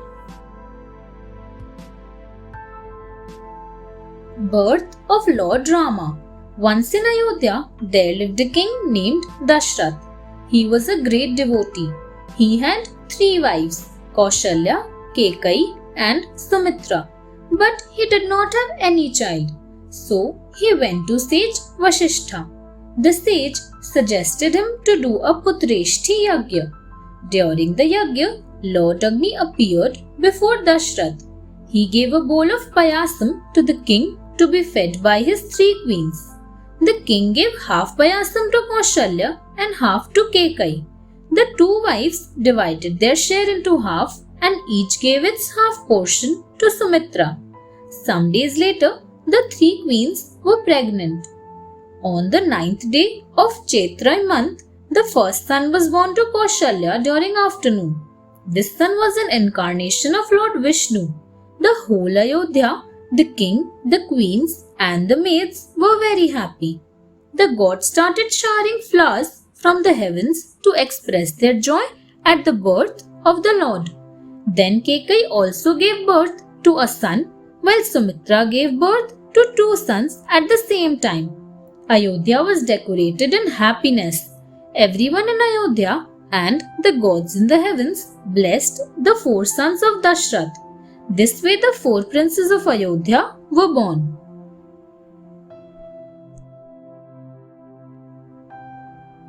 Princes get their names. King Dashrath was very happy at the birth of his sons. In his happiness, the king distributed desired gifts among the people of Ayodhya and to those who came to him to ask for something. The king and the queens were enjoying the best part of their life with the princes. Many days passed like this, and now the time had arrived for the princes to receive their names. Dashrath called sage Vasishtha to his palace. When the sage arrived, the king greeted him warmly and welcomed him to the palace. Dashrath then asked him to name his 4 sons according to the sage's desire. The sage thought over the matter and then suggested that the eldest son of the king, born to his queen Kaushalya, should be named Rama. The son born to the king's dearest queen Kekai should be named Bharata. The youngest queen Sumitra had 2 sons, out of which the elder one should be called Lakshman, while the youngest of all the princes should be called Shatrughan. Then the sage blessed the 4 princes and left the palace. This way, the 4 princes of Ayodhya began to be called by the names given by sage Vasishtha.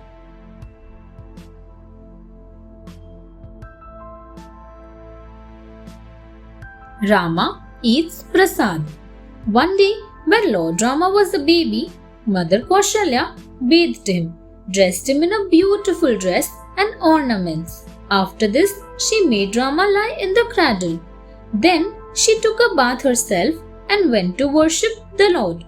After the worship, she offered prasad to the Lord. When she was done with the offerings, she went to the palace kitchen to do some of her routine work.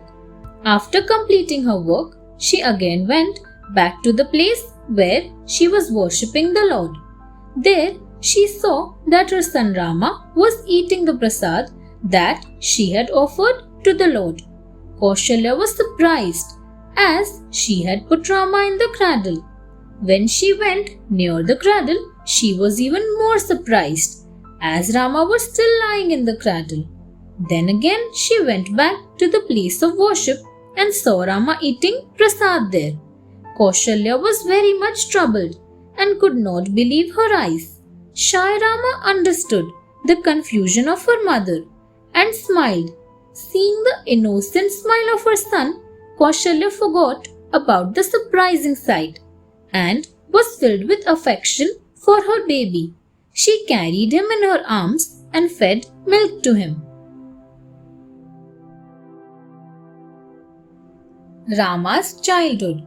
Lord Rama was being brought up in the palace of Dashrath along with Bharat, Shatrughan, and Lakshman. He played many different games in the palace with Bharat, Shatrughan, Lakshman, and other friends. One day, Dashrath called Rama to eat food while Rama was playing. But Rama did not leave his friends, although he heard his father's call. When Mother Kaushalya called him, he ran away to escape. Kaushalya also ran after Rama to catch him. She forcefully carried naughty Rama in her arms to feed him. Rama's body was all covered in dust as he played in the mud. Dashrath laughed at this lovely sight and made Rama sit on his lap. He began to feed him. While eating food, Rama ran away laughing whenever he got a chance. This way Rama entertained Ayodhya with his naughtiness. Since childhood, Lakshman had considered his elder brother Rama as his ultimate well-wisher and started leading his life in Rama's service, while Shatrughan started to lead his life in serving Bharat. This way, both the sons of Mother Sumitra were put in the service of their elder brothers. Mothers loved the sight of such pairs of their dear sons.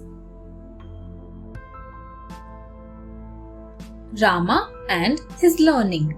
When Rama and his brothers had grown enough, King Dashrath called sage Vashishta. The sacred thread ceremony of all the 4 princes was performed by the sage. Then Rama and his 3 brothers were sent with sage Vashishta for teaching. In very little time, the princes were perfected in education, courtesy, goodness, and morality. Carrying their bows and arrows in their hands, the princes looked like completely skilled archers. Rama always woke up early in the morning and greeted his parents and teachers. Then, taking their permission, he performed the routine work of the kingdom. Seeing the true devotion of his son, the king felt great happiness and satisfaction. Rama and his 3 brothers became famous throughout the 3 worlds and wiped out the fears of their devotees. All these habits and characteristics could be cultivated in the princes due to the significant role played by sage Vashishta in their teaching. According to the sage, the habit of laziness is actually a disease that is responsible to bring unhappiness in man's life. This is exactly what he taught to his students. Rama and the nose ring. One day, Rama and Lakshman saw a girl walking with a huge nose ring. The brothers thought of a mischief. Lakshman shot an arrow. While the girl was walking, the arrow came next to her nose and started pouring some mystical substance on the nose ring, which became so small that it got stuck on her nose. She could only breathe through one nostril and was very confused. Rama then shot another arrow that made it big enough that she could breathe through both the nostrils. She turned around and asked what they were doing with her. Lakshman replied, "We made your nose ring small, but it was too small, so we made it big."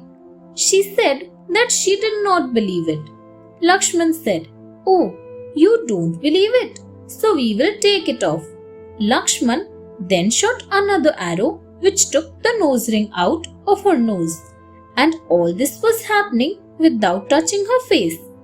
And then the nose ring was flying in the sky, and the girl began to cry out, "My nose ring!" Very quickly Rama fired another arrow and put the nose ring back in the nose. Such were the childhood pastimes of Rama.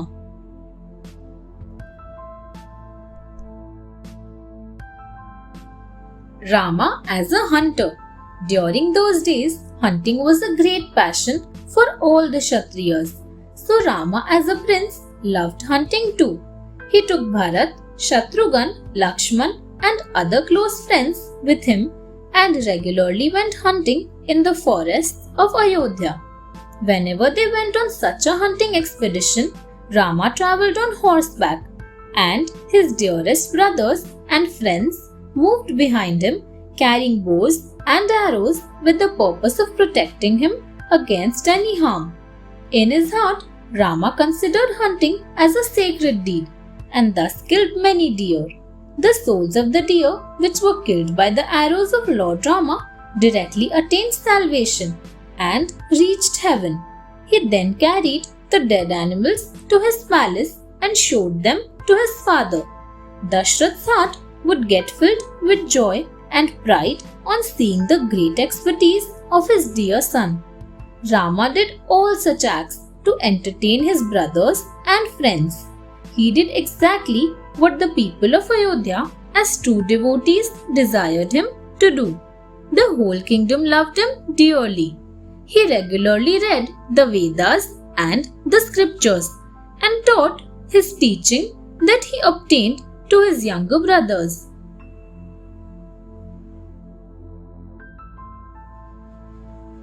Sage Vishwamitra asked for Rama and Lakshman.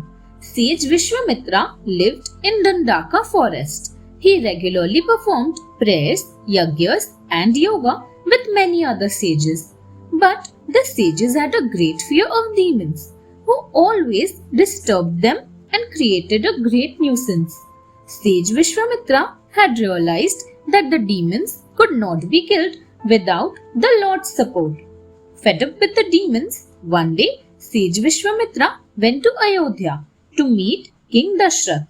He told his problem to the king and asked him to send his brave sons Rama and Lakshman to fight against the demons and enable the sages to perform their rituals. King Dashrath could not bear the pain of separation from his dear sons. Besides this, he was frightened too at the thought of sending his little sons to fight against the dangerous and cruel demons. But him advised him to quit his excessive affection for his sons and hand over the young sons to Sage Vishwamitra. Dashrath agreed to send his sons with the sage Vishwamitra. Rama and Lakshman took the blessings of their parents and teacher and left with the sage Vishwamitra for Dandaka forest. Sage Vishwamitra felt honored that the brothers had even left their family for the sake of his protection. Taraka is slain. Taraka was the beautiful daughter of a demigod named Suketu. She was married to Sumali, a demon king. She had two sons named Marich and Subahu and a daughter named Keksi. Due to sage Agastya's curse, she was turned into an ugly man-eater demoness. As a revenge, Taraka, along with her sons, had started harassing and troubling as many sages as she could by destroying their yajnas and prayers with a shower of flesh and blood. When Rama, Lakshman and sage Vishwamitra had reached Dandaka forest, the sage showed the brothers demoness Taraka. He instructed Prince Rama to kill her. Lord Rama was hesitant to kill her as she was a woman. Sage Vishwamitra advised Rama that as a prince he had to carry out his duties for the welfare and protection of the nation. He also told Rama that evil has no gender, caste or creed. Though a woman, yet Taraka was terrorizing the residents of the region. Hearing this, Rama was convinced and swiftly pierced her heart with his arrows. This act gained the young princess the blessings of not only just sage Vishwamitra but also the blessings of all the assembled sages in the forest.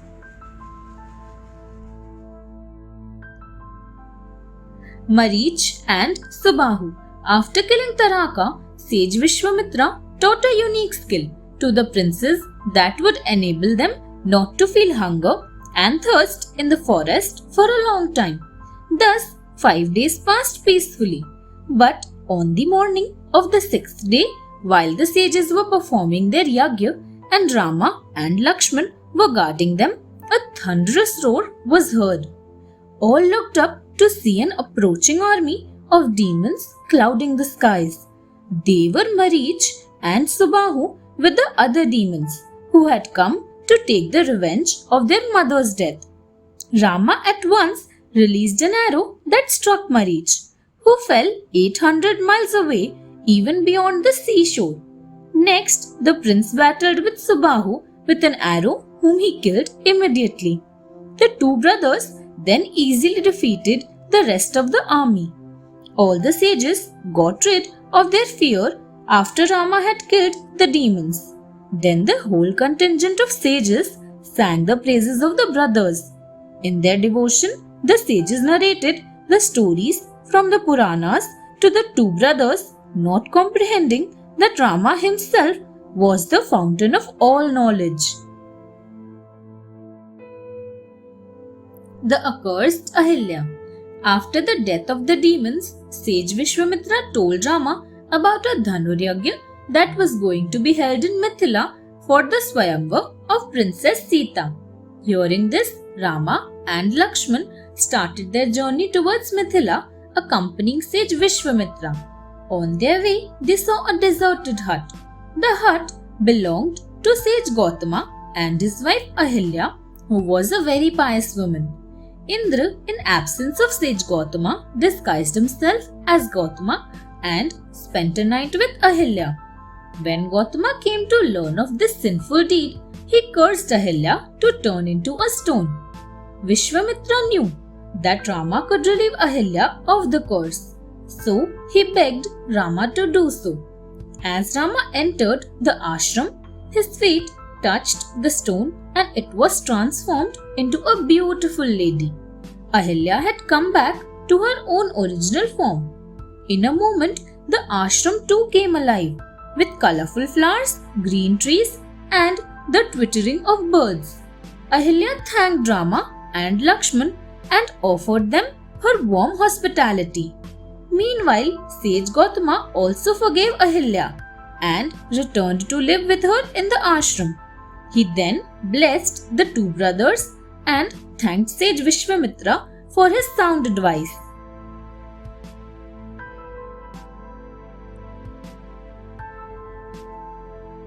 Sita's birth. Once there lived a king named Janak in Mithila. He was a great ruler and his kingdom was very happy under his rule. But the king did not have any child. One day, Janak was standing in his fields and watching the farmers plowing the fields.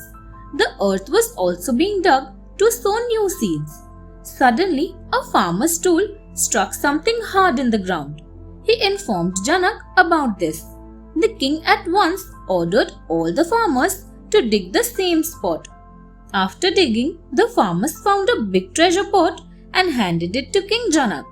When the pot was opened, the king was overjoyed to see a small baby girl inside it. Everyone was amazed at how the girl could survive in the pot and who could have put her there. King Janak adopted her as a daughter and named her Sita, who grew up into a beautiful princess and came to be known by different names like Janki, the daughter of Janak.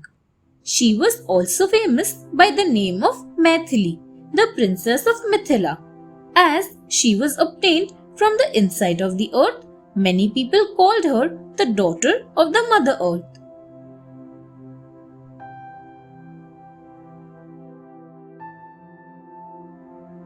Rama in Mithila. Traveling a long distance and crossing river Ganga, Rama, Lakshman and sage Vishwamitra reached Mithila. The princes were mesmerized to see the beauty of the kingdom. There were many beautiful wells, lakes, ponds and rivers. The birds were chirping in melodious voices. They stayed there with some other sages in a beautiful mango orchard. When King Janak heard that sage had arrived in Mithila, he took many of his ministers and sages and went to meet Vishwamitra. He greeted the sage and saw the charming princes. The sage Vishwamitra told that they were the princes of Ayodhya. Janak was pleased that the princes had arrived at his kingdom. Janak arranged a palace for them all and then left for his own palace. Then, Taking permission from sage Vishwamitra, the two brothers went on a stroll around Mithila. Many kids from Mithila also accompanied them on their way. The residents of Mithila rushed to see the beauty of the two princes. On seeing Prince Rama, the girls of Mithila wished that King Janak would choose Rama as a suitor for his daughter Sita, so that the girls might get a chance in future to see the two princes again.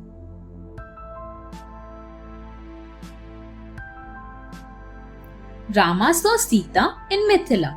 Rama and Lakshman woke up early in the morning. They took their bath and greeted their guru, sage Vishwamitra. Then, taking his permission, the brothers set out to fetch flowers for worship. They reached the garden of King Janak. It was a beautiful garden with a variety of trees, vines, and flowers. Seeking the help of the gardener, they began to pick flowers. Just then, Princess Sita arrived there. Her mother had sent her to worship goddess Parvati. She was accompanied by her friends who were singing in a melodious voice.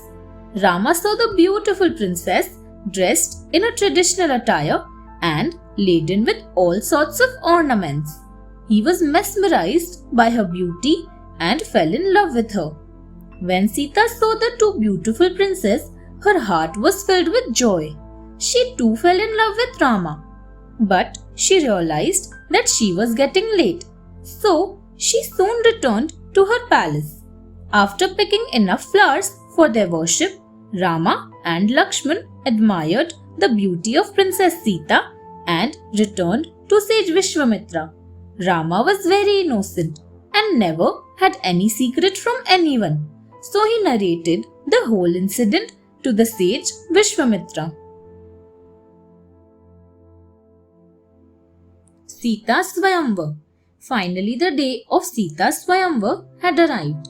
Princes Rama and Lakshman visited Janak's palace along with sage Vishwamitra.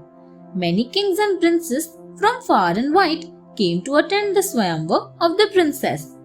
King Janak called his minstrels and asked them to announce the condition of the Swayamvar.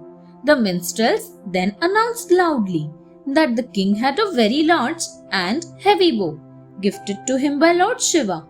Whoever could lift the bow and string it would marry Sita. The kings and the princes came one by one in turns and tried to lift the bow, but none could successfully do so. Janak was disappointed seeing all this. Just then, Rama got his turn. He tried his strength and picked the bow up. While he was trying to string Shiva's bow, it accidentally broke with a thunderous sound. Everyone was surprised at Rama's great strength and courage. Janak had found a perfect suitor for Sita. Princess Sita reached near Prince Rama and put the wedding garland around his neck. Seeing this sight, the gods started showering flowers from the heaven. The whole kingdom was filled with joy. Queen Sunaina's joy knew no bounds, and tears of happiness rolled down her cheeks.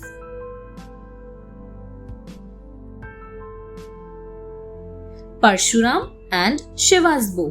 When Parshuram, a devotee of Lord Shiva, heard that Shiva's bow had been broken, he immediately reached King Janak's palace where Sita's Swayamvar was being organized. He angrily inquired about the person who was responsible for breaking the bow. He took out his dangerous axe to kill the man who had broken the bow. Prince Lakshman told Parshuram that he should not blame anyone for that because it was a very old bow and thus it broke as soon as his brother touched it. He further added that the princes had broken many such bows during their childhood and he could not understand why Parshuram was so conscious about that particular bow. Lakshman's words enraged Parshuram even more. He informed Lakshman that it was no ordinary bow but a very famous bow of Lord Shiva.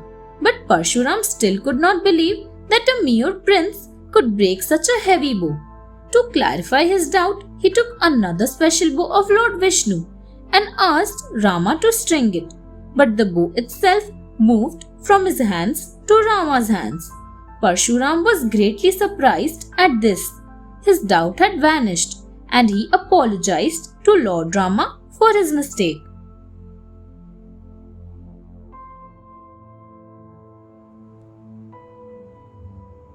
The three sisters of Sita. A message was sent to King Dashrath by King Janak informing him that his son had fulfilled the condition of Sita's Swayamvar. He had invited Dashrath to Mithila to carry out the marriage ceremony of his son Rama and Janak's daughter Sita. Everyone in Ayodhya, including the king, the queens, and the whole kingdom, was filled with joy. Soon, Dashrath, Bharat, and Shatrughan, along with other important people and sages of Ayodhya, left for Mithila. Janak had made great arrangements in their honor.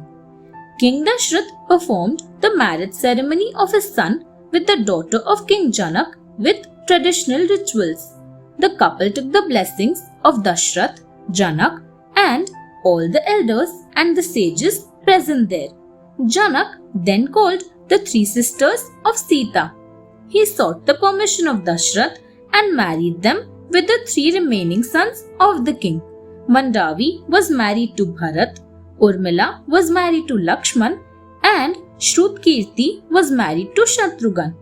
After the celebrations were over, King Dashrath returned to Ayodhya with his 4 sons and 4 daughters-in-law. The residents of Ayodhya welcomed them warmly. Kaushalya, Kekai, and Sumitra were happy to see their dear sons and their wives.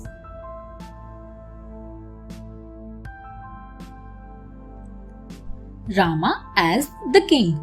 Some months after the marriage of his sons, Dashrath was sitting in his palace. He looked in the mirror that some of his hair had turned grey. He realized that he was getting old. So he thought of putting his son Rama on the throne and making him the new king of Ayodhya. Keeping the mirror aside, he went to sage Vasishtha to discuss about his thought. He told that Rama had achieved all the qualities of a true king and was dear to everyone in the kingdom. He expressed his desire to see Rama as the new king of Ayodhya.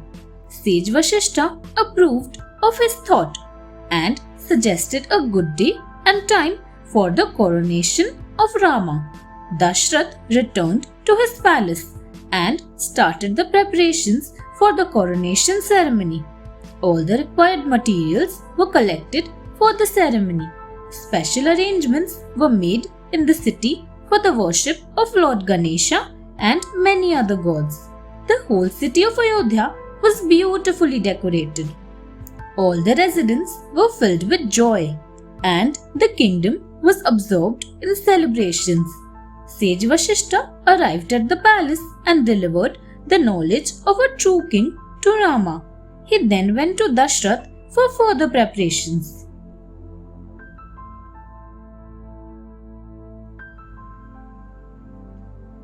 The two boons.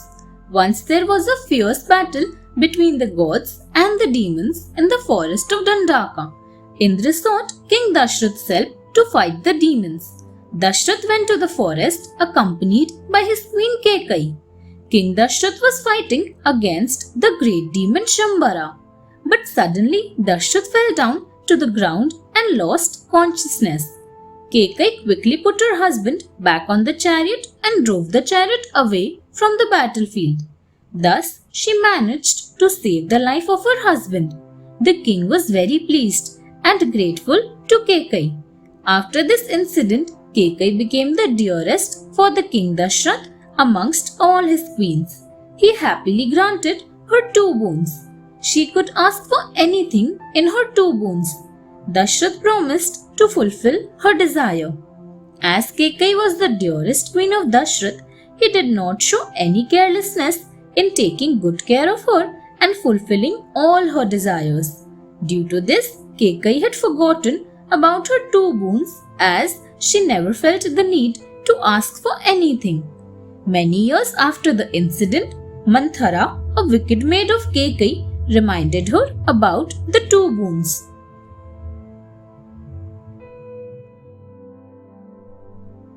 Manthara and Kekai's anger.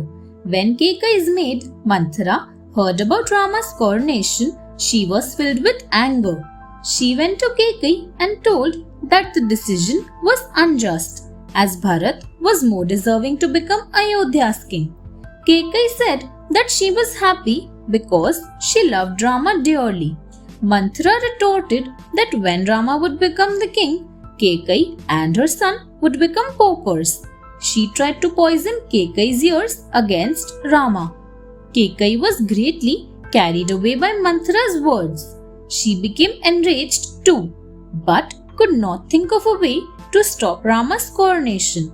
Manthara now reminded Kekai of her 2 boons that Dashrath had granted her. Kekai soon got dressed in old, tattered clothes and removed all her ornaments. She angrily went to a dark, isolated chamber in her palace. Hearing about this, Dashrath immediately went to meet Kekai and asked the reason of her anger. Kekai told that she wanted to reclaim her 2 boons. She asked Dashrath to crown Bharat as the new king and send Rama into exile for 14 years. Dashrath became worried. He tried to convince Kekai, but she was firm. Due to this, Dashrath went in a deep state of shock.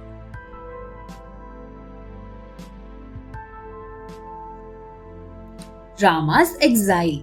When Rama heard about Queen Kekai's desires, he gladly accepted the news of his banishment.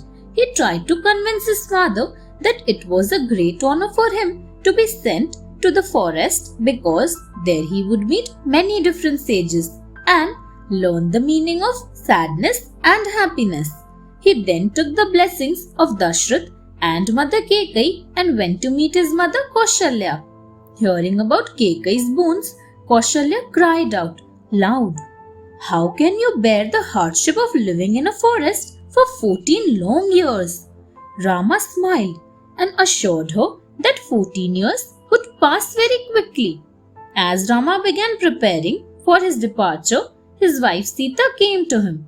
She begged Rama to take her with him, but he refused. Sita replied, "My lord, not being with you for 14 years will be greater hardship. My duty is to be by your side always." Just like Sita, Lakshman too decided to follow in the footsteps of his brother. "How can I leave my dear brother to face the dangers all by himself?" he argued. Seeing Sita and Lakshman's determination, Rama had no choice but to agree to their wish.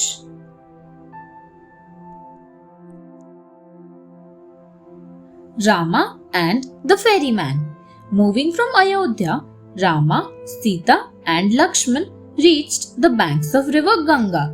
There they saw a ferryman and asked him to row them across the river.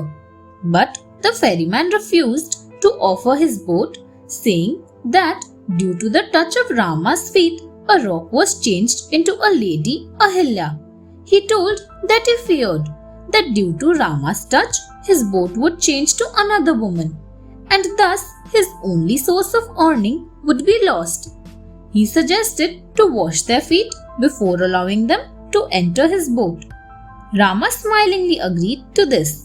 After washing their feet, the ferryman collected the water drained from their feet.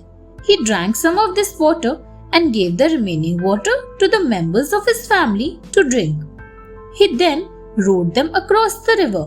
Sita offered a gold ring to the ferryman as his fees, but he refused to take it, saying that he did all that because he had identified the Lord. He said that he was blessed to serve the Almighty.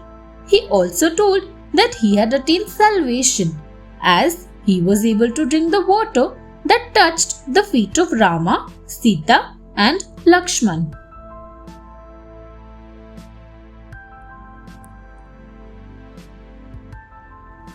Rama in Valmiki's ashram. Crossing the Ganga, they went to Prayag and met sage Bharadwaj, who welcomed them warmly. Staying there for a day, they moved forward. They met many people on their way. Everyone was pleased to see them. They reached the ashram of sage Valmiki, the creator of epic Ramayana. The ashram was located at a beautiful place, surrounded by mountains, forests, and waterfalls. There were many birds and animals around the ashram. Valmiki welcomed them in the ashram and greeted them. He said that he was blessed that the Lord, along with his wife, had arrived at his ashram. He offered them many fruits, tubers, sprouts, and roots. They ate the food and took a rest for some time. Rama asked the sage Valmiki about a nice place in the forest where he could live with Sita and Lakshman in a cottage made of grass and leaves. Valmiki suggested him to go to Chitrakoot mountain where Rama could live peacefully. The mountain was inhabited by many great sages like sage Atri. The sacred river Mandakini flowed there. It was a beautiful mountain with a big variety of flora and fauna. So Rama, Sita and Lakshman started their journey towards Chitrakoot mountain.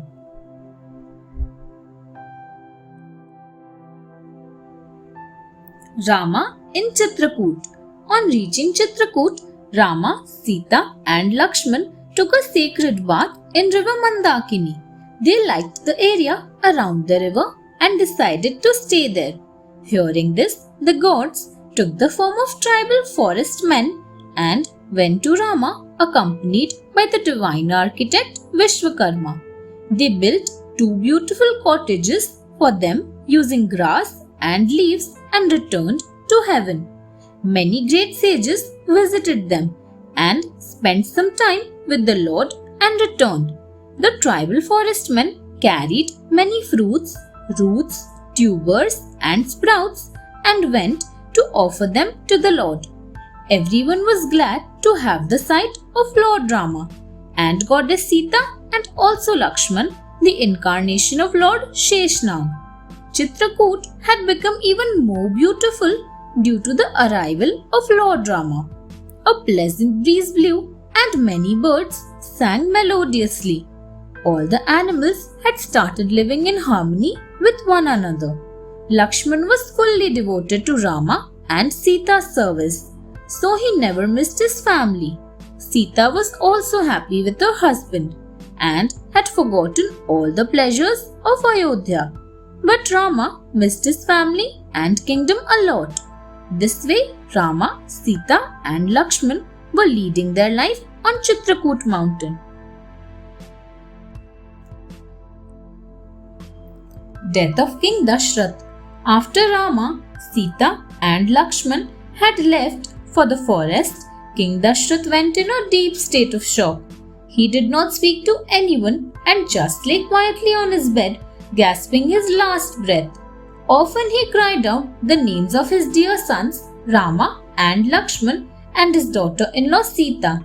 The king had realized that the curse of the blind parents of Shravan Kumar was coming true. He was unable to bear the pain of separation from his dear son Rama and finally died. Everyone in the kingdom and the palace mourned the death of King Dashrath. Bharat and Shatrughan were called in from their maternal uncle's house. Kekai welcomed the princes happily and told the whole story of Rama's exile and Dashrath's death. Bharat became very upset and angry. Shatrughan was angry too and he hit Manthara, the wicked maid. She was injured and fell down on the floor. The princes then met Queen Kaushalya and tried to console her. Bharat was feeling himself guilty for the injustice done to Rama and for the death of his father. On the advice of sage Vashishta, Bharat performed all the rituals of the funeral of his father. Bharat visits Rama in forest. After the death of Dashrath, sage Vashishta, Kaushalya and all the ministers asked Bharat to abide by the promise of his father and become the new king of Ayodhya. But Bharat denied. He suggested to go to the forest and meet Rama, Sita and Lakshman. Everyone was impressed by this idea and started making preparations to go to the forest. Next morning, Bharat and Shatrughan, along with Sage Vashishta, many other Brahmins and residents of Ayodhya, and all queens started their journey towards Chitrakoot. They finally reached the ashram where Rama, Sita, and Lakshman were living in the forest. Everyone was happy to see them. Rama became sad on hearing the news of his father's death. Kekai was regretful for her misdeed. Everyone stayed in the forest for a few days. Then Rama told Bharat that they should follow the orders of their father. He asked everyone to return to Ayodhya. Bharat took Rama's wooden sandals and everyone returned to Ayodhya. Bharat put Rama's sandals on the throne and began to rule the kingdom. But now he lived in a small hut wearing simple clothes just as his elder brother Rama lived in Chitrakoot.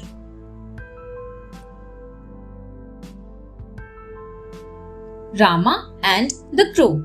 Once Sita and Rama were having their sweet times on Chitrakoot mountain. Rama was making beautiful ornaments for his wife Sita using flowers. Just then, Jayanta, the son of Indra, decided to test the power of Rama. He took the form of a crow and approached Sita repeatedly. But she drove the bird away with a lump of mud. Again, after some time, the crow approached Sita and rashly attacked her, causing an injury on her toe. Out of pain, Sita cried out loudly. Rama was enraged and plucked out a blade of grass and charged it with a mantra. The blade became Brahma missile and chased the crow. The crow roamed all about the regions seeking shelter and protection from Rama's arrow. Everybody, including his father, great seers and others, refused to stand by against Rama's missile. The crow, being disappointed and tired, helplessly sought shelter and protection, falling at the feet of Rama only. Rama pardoned the crow, but its right eye was hit by the missile. Thus Rama spared the crow's life. As a rule, the Lord's missile never turned futile. The crow returned happily to its abode, thanking Rama and his father Dashrath.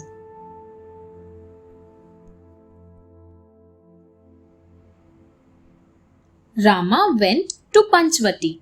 After spending many days on Chitrakoot mountain, Rama, Lakshman and Sita decided to move to some other forest. So they started their journey and went to meet Sage Atri and his wife Anusuya. The couple welcomed their new guests wholeheartedly and offered them many fruits, tubers, roots and sprouts. After spending some time with them, the three of them moved again. Many sages and saints accompanied them. On their way, they encountered many demons, and Rama killed them all in no time.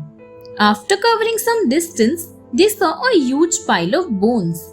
A sage told Rama that those were the bones of many sages who were killed by demons. Rama was sad to hear this. He promised to kill all the demons and make earth a safe place to live in. Then they met Sage Agastya and his student Sage Sutishna. Sage Agastya suggested them to go to Panchvati in Dandaka forest. Rama, Lakshman and Sita along with the other sages reached Panchvati and met Jatayu, the king of vultures. Rama and Jatayu became very good friends. Rama saw a nice place at the banks of river Godavari and they started living there happily in a cottage made of leaves and grass.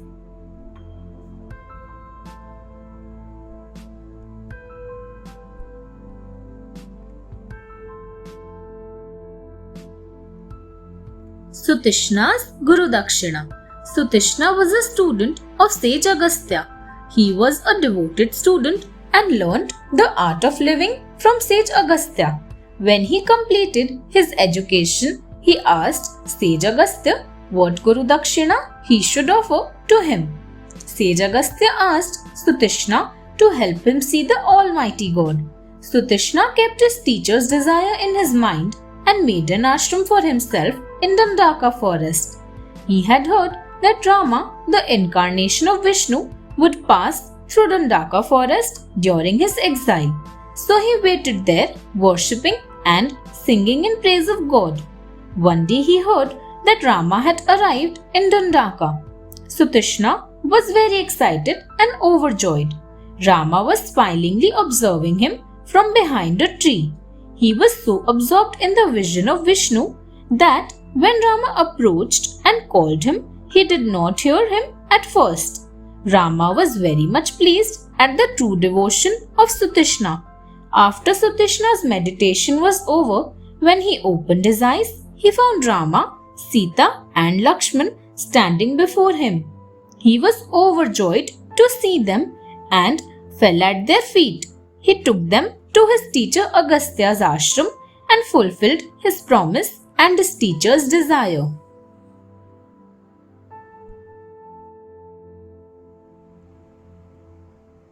Demon Virad. As Rama together with Sita and Lakshman and other sages roamed Dandaka forest, they chanced upon a man-eating demon named Virad. The demon saw the two princes and Sita and decided to feast upon them. He lifted Sita first and was about to take her away with him when Rama shot his arrow at him. Virad laughed at the sight of the tiny bow and arrows. He broke them with his fingers. Realizing the futility of using his bow and arrows to fight against Virad, Rama and Lakshman decided to tear off his arms. With great might, they wrenched off Virad's arms and threw him on the ground. Rama immediately stepped his foot on Virad. The touch of his foot had a wondrous effect. Virad's eyes softened, and with both palms joined in reverence, he said, "Your touch has purified my mind. I am a natural spirit and not a demon. Due to a curse, I was changed into a demon. Please kill me and relieve me of the curse." Rama accepted Virad's request and killed him. Virad's demon body changed into a sacred spirit. It greeted Rama, Lakshman and Sita and then returned to heaven.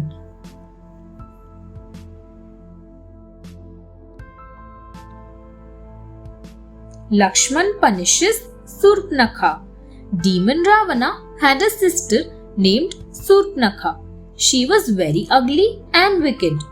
Once she went to Panchvati where Rama was staying with Lakshman and Sita. She was attracted by the beauty and charm of the two princes. She took the form of a beautiful woman. She went to Rama and asked him to marry her. But Rama told that he was already married.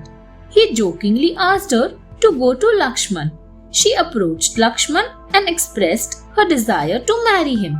But he too refused her proposal, saying that he was merely a servant of Lord Rama and so he would not be able to give her any pleasures of life. She went to Rama again, but he sent her back to Lakshman. This time Lakshman was irritated by her, so he insulted her and asked her to go away. She became very angry at this and came back to her real horrible form. Sita was frightened to see her. Seeing Sita, Rama secretly gave some instructions to Lakshman. Lakshman at once took a sword and punished Surpnakha by cutting off her nose and ears. Surpnakha was in great pain and ran away from there.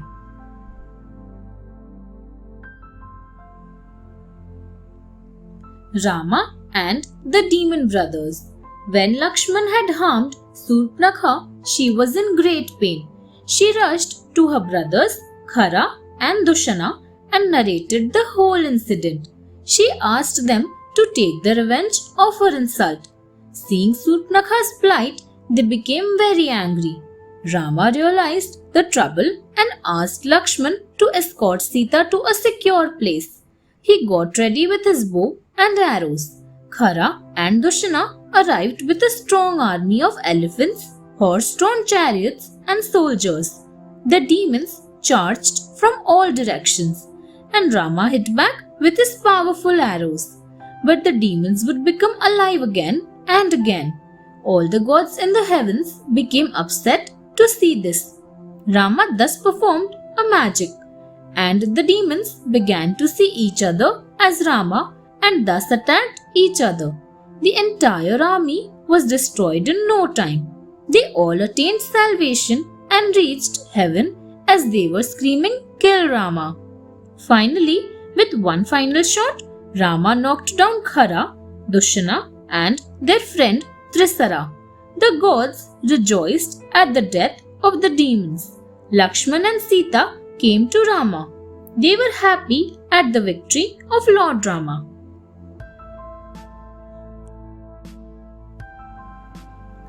The Demon King Ravana. Ravana was the king of demons. He was the son of sage Vishrava and demoness Kaikasi. Ravana had 10 heads. He was a staunch follower of Lord Shiva, a great scholar, a capable ruler, and an efficient performer of the Veena. Under Vishrava's guidance, Ravana mastered the Vedas, the holy books, and also the arts and ways of warriors. But he wished to overpower the gods. He had been granted many boons by Lord Shiva. Lord Brahma had also granted him a boon by which he could not be killed by any god or demon. However, Ravana did not ask for protection from men or animals because he thought that he was a great demon and a mere human or animal would never be successful in killing him. Ravana was blessed with many supernatural powers such as flying and becoming invisible. But this also made him very proud. He misused his powers and the gods felt it was necessary to destroy him. It was just because of this fact that Lord Vishnu incarnated himself as a human being named Rama, the Prince of Ayodhya. Later, during his exile, Rama became the reason for Ravana's death.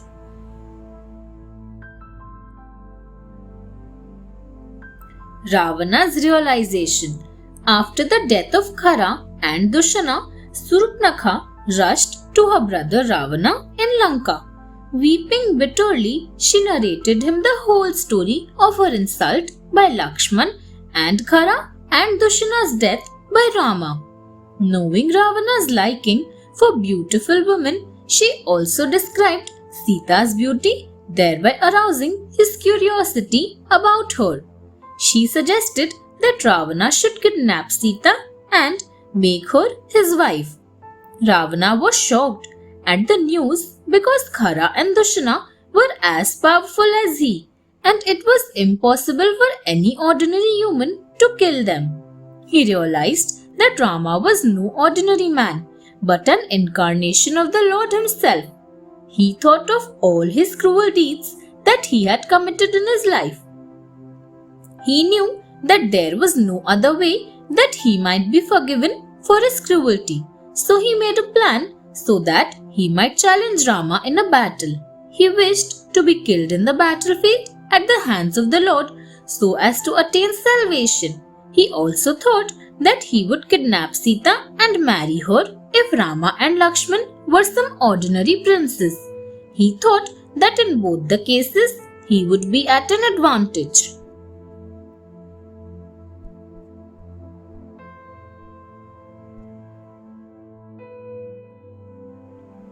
Rama and the Golden Deer. One day, Ravana went to meet Marich and asked him to help him kidnap Sita. But Marich warned him that Rama, Lakshman and Sita were no ordinary humans but the incarnations of the Lord. Ravana got angry at this and threatened to kill Marich. Marich thought that it was better to be killed at the hands of Lord Rama. So he agreed to help Ravana and changed into a very beautiful golden deer whose body had many precious stones engraved on it. The deer went near Rama's cottage.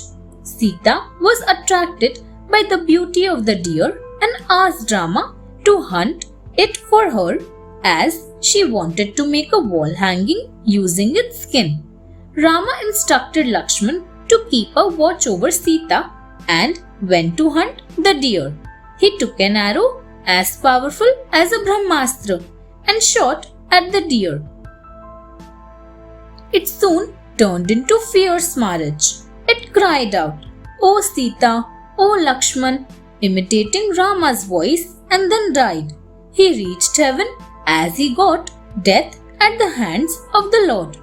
This way Rama killed another cruel demon, Marriage, and turned back to return to Sita and inform her of the deer's truth. Sita's abduction. When Sita and Lakshman heard Rama's screaming voice, they got alarmed. Sita begged Lakshman to go and help Rama. Lakshman was in a dilemma as he had promised Rama to protect Sita, but he was worried about Rama's well-being too. So he drew a demarcation line around the cottage with his arrow and told Sita not to step out of the demarcation line so that no harm might come to her. Soon after Lakshman had left, Ravana turned into an old hermit and approached the cottage. He wanted Sita to step out of the demarcation line drawn by Lakshman. He begged for some food. Ravana requested Sita to step forward and give it to him. Sita thought that he was a harmless hermit, so she stepped out of the cottage. As soon as she had done so, Ravana grabbed her and revealed his true identity. Sita was terrified and told Ravana that Rama and Lakshman would find her and punish him for abducting her. She struggled hard, but in vain. Ravana was very strong and quickly overpowered her. He laughed at her and mercilessly dragged her into his flying chariot and took her away to Lanka.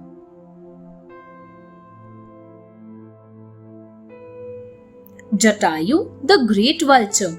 Sita wept bitterly as Ravana carried her in his chariot. She was cursing herself for sending Rama to hunt the deer and for not obeying Lakshman's instruction. King of vultures, Jatayu, heard her cry and recognized at once that she was Sita, Rama's wife.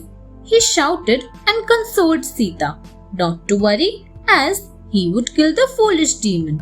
He flew towards the chariot with a great speed. Ravana saw him flying towards him. He recognized and laughingly shouted that he would defeat the old vulture with a single punch of his hand. Hearing this, Jatayu became angry and warned Ravana to return Sita. Otherwise, he would have to incur the wrath of Lord Rama. But Ravana refused to return Sita. Jatayu rushed towards him. He held Ravana by the hair and pushed him down from the chariot. Jatayu took Sita down from the chariot. He started hurting Ravana by attacking him with his beak. Ravana initially fainted but regained his senses sometime. Thereafter, he took out his sword and cut off Jatayu's wings. Jatayu fell on the ground crying in pain. Ravana put Sita back on his chariot and flew to Lanka.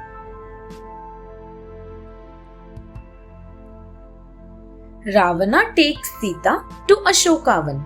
After injuring Jatayu, Ravan put Sita back on his chariot and started flying towards Lanka. Sita was even more terrified now. She shouted for help, but to no avail. Soon Ravana was flying high in the sky towards his capital city of Lanka. The cry of Sita's help could not reach distant Rama and Lakshman. Sita was weeping bitterly. The chariot flew over a mountain where Sita saw some monkeys. She yelled out the name of her husband, Rama, and tied some of her ornaments in a piece of cloth. She threw the cloth down towards the monkeys to be given to Rama as a clue of her wife. Ravana's chariot then reached Lanka. He tried to persuade Sita to marry him and live with him in his palace. He even tried to frighten her. But she did not agree and kept on weeping. So he took Sita to Ashokavan. He dropped her under an Ashoka tree and made all arrangements for her living there. He appointed some of his faithful, horrible she-demons to look after and take care of Sita. She lived there unhappily and was always lost in the memories of her husband Rama. Search for Sita. Marriage had screamed in Rama's voice before dying. So thinking about Sita and Lakshman's worry, Rama hurried towards his cottage. But he was shocked to meet Lakshman on the way. He was angry with Lakshman for leaving Sita alone in the forest. Lakshman apologized for his mistake and told about Sita's insistence in sending him to help Rama. The brothers rushed towards the cottage. After reaching the cottage, they were shocked to see that Sita was not there. The cottage was empty. There was no space around their cottage, which they did not visit repeatedly above and to the back of the hill, within the neighboring forest and by the river, calling Sita's name aloud. They thoroughly searched all the places, but Sita was not found. Rama was going out of his mind in grief. Tears rolled down his cheeks. He touched her paintings and the impressions of her hands on the walls. He put his head against them and cried bitterly. Tired and exhausted, he threw himself on a rock and broke down. He was devastated as he started calling Sita again and again. He was deeply missing his dear wife Sita. Rama in Shabri's ashram. Rama and Lakshman saw the injured Jatayu while searching for Sita. He told Rama that Ravana had kidnapped Sita and had gone towards the south. He died after saying this. Rama performed the rituals of his funeral and headed south. They reached Shabri's cottage. Shabri was a tribal woman. Sage Matang had once told her that Rama would visit her one day. Many years passed by and Shabri grew old. Each day she cleaned her cottage and waited patiently for Rama to visit her. Finally, Rama and Lakshman had arrived at her cottage. Shabri was overjoyed. She washed their feet lovingly. She had collected berries for Rama. She tasted every berry and kept aside the sweetest of them for her lord. Lakshman was shocked to see Shabri offering fruits that she herself had tasted before offering to Rama. But Rama explained to Lakshman that tasting the berries before giving them to him to eat showed Shabri's love and devotion. Rama was happy to accept the sincere offerings and blessed the old lady for her pity. Shabri felt that her greatest desire had been fulfilled by meeting her lord. Asking Rama to grant her salvation, she entered the fire.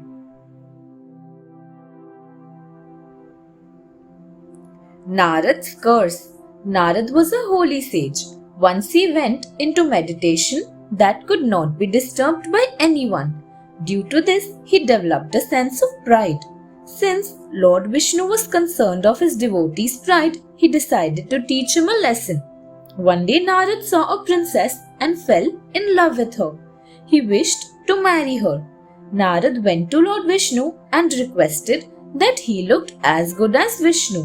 The princess should select him. Lord Vishnu smiled and decided to play a trick on him. At the Swayamvar, Narad got the face of a monkey without his knowledge. When the princess came with a wedding garland, she saw a monkey-faced man.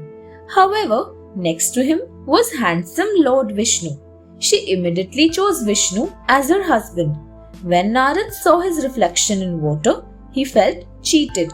He then cursed Lord Vishnu that a time would come when he too would have to be separated from his love, and then a monkey would help him to get his love back.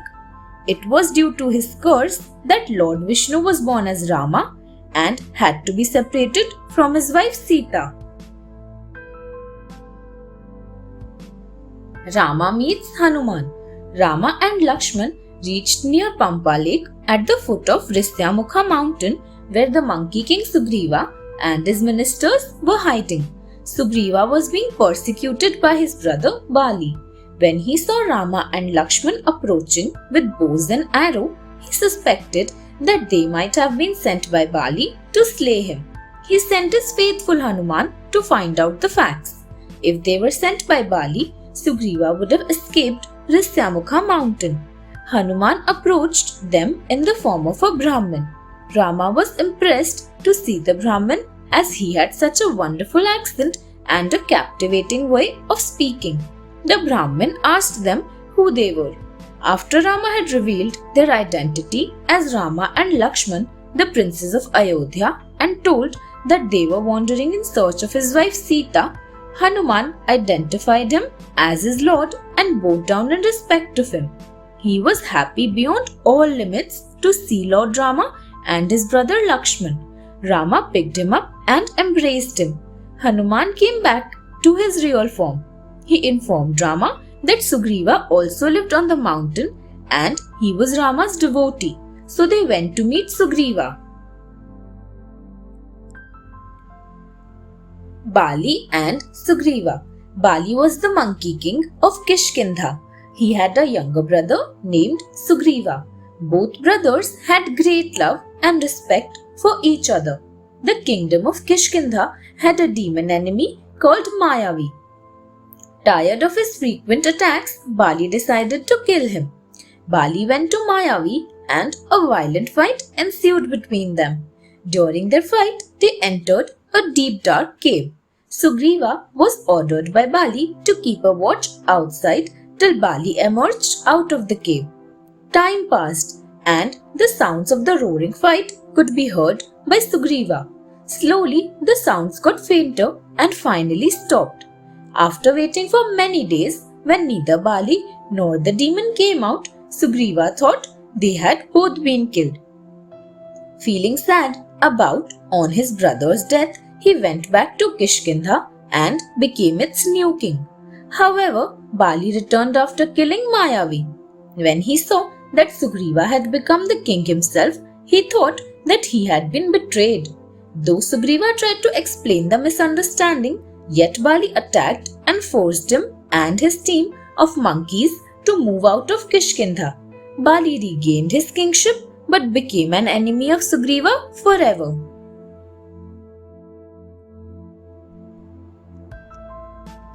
Birth of Hanuman. Long time ago, Lord Brahma lived with many attendants. Once he was pleased with her beautiful helper Anjana and decided to reward her. In her reward, Anjana asked to be freed from a curse according to which she would become monkey-faced if she fell in love with someone. The Lord granted her wish and told that she would be freed from the curse if an incarnation of Lord Shiva was born to her. Some days later, Anjana met a monkey-faced man, Kesari. She fell in love with him and they were married. One day, Anjana was worshipping Lord Shiva. Suddenly, wind started blowing fast and some payasam fell into her palms from a bird's beak. It was a sacred payasam offered to King Dashrath by Lord Agni to be fed to his wives to get sons. The bird had snatched a part of it in its beak. Anjana ate the payasam believing it to be the Lord's offering. Due to this, an incarnation of Lord Shiva was born to her as her son Hanuman. She was freed from the curse and returned to heaven after handing her son to Kesari. Hanuman grew up inheriting Lord Vayu's unmatched divine powers. He became a great devotee of Lord Rama.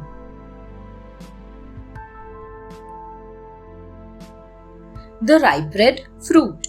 Once baby Hanuman was lying in his cradle under the tree. He saw the sun and thought that it was a delicious red and ripe fruit. He wanted to taste the fruit. He made a giant leap to catch the sun. The sun god suddenly saw a monkey coming towards him. Seeing that, he got scared and called for help. Indra heard him and went to the sun god. He was amused by the child's innocence, so he advised him to return to earth. But naughty Hanuman ignored his commands. Indra became angry and struck Hanuman with his violent thunderbolt Vajra. The thunderbolt hit the child, wounding his chin and causing him to fall down to earth. Vayu, the wind god, was terribly angry at this. He took Hanuman and went below the grounds of the earth. As Vayu left the earth, there was no air in the world. People, animals, and trees struggled to breathe and started to die.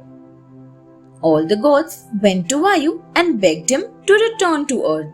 Lord Brahma cured Hanuman's wounds and gave him a boon that he would become immortal. Thus, Vayu returned to earth and everyone became happy. Hanuman is cursed. Hanuman was very naughty as a child.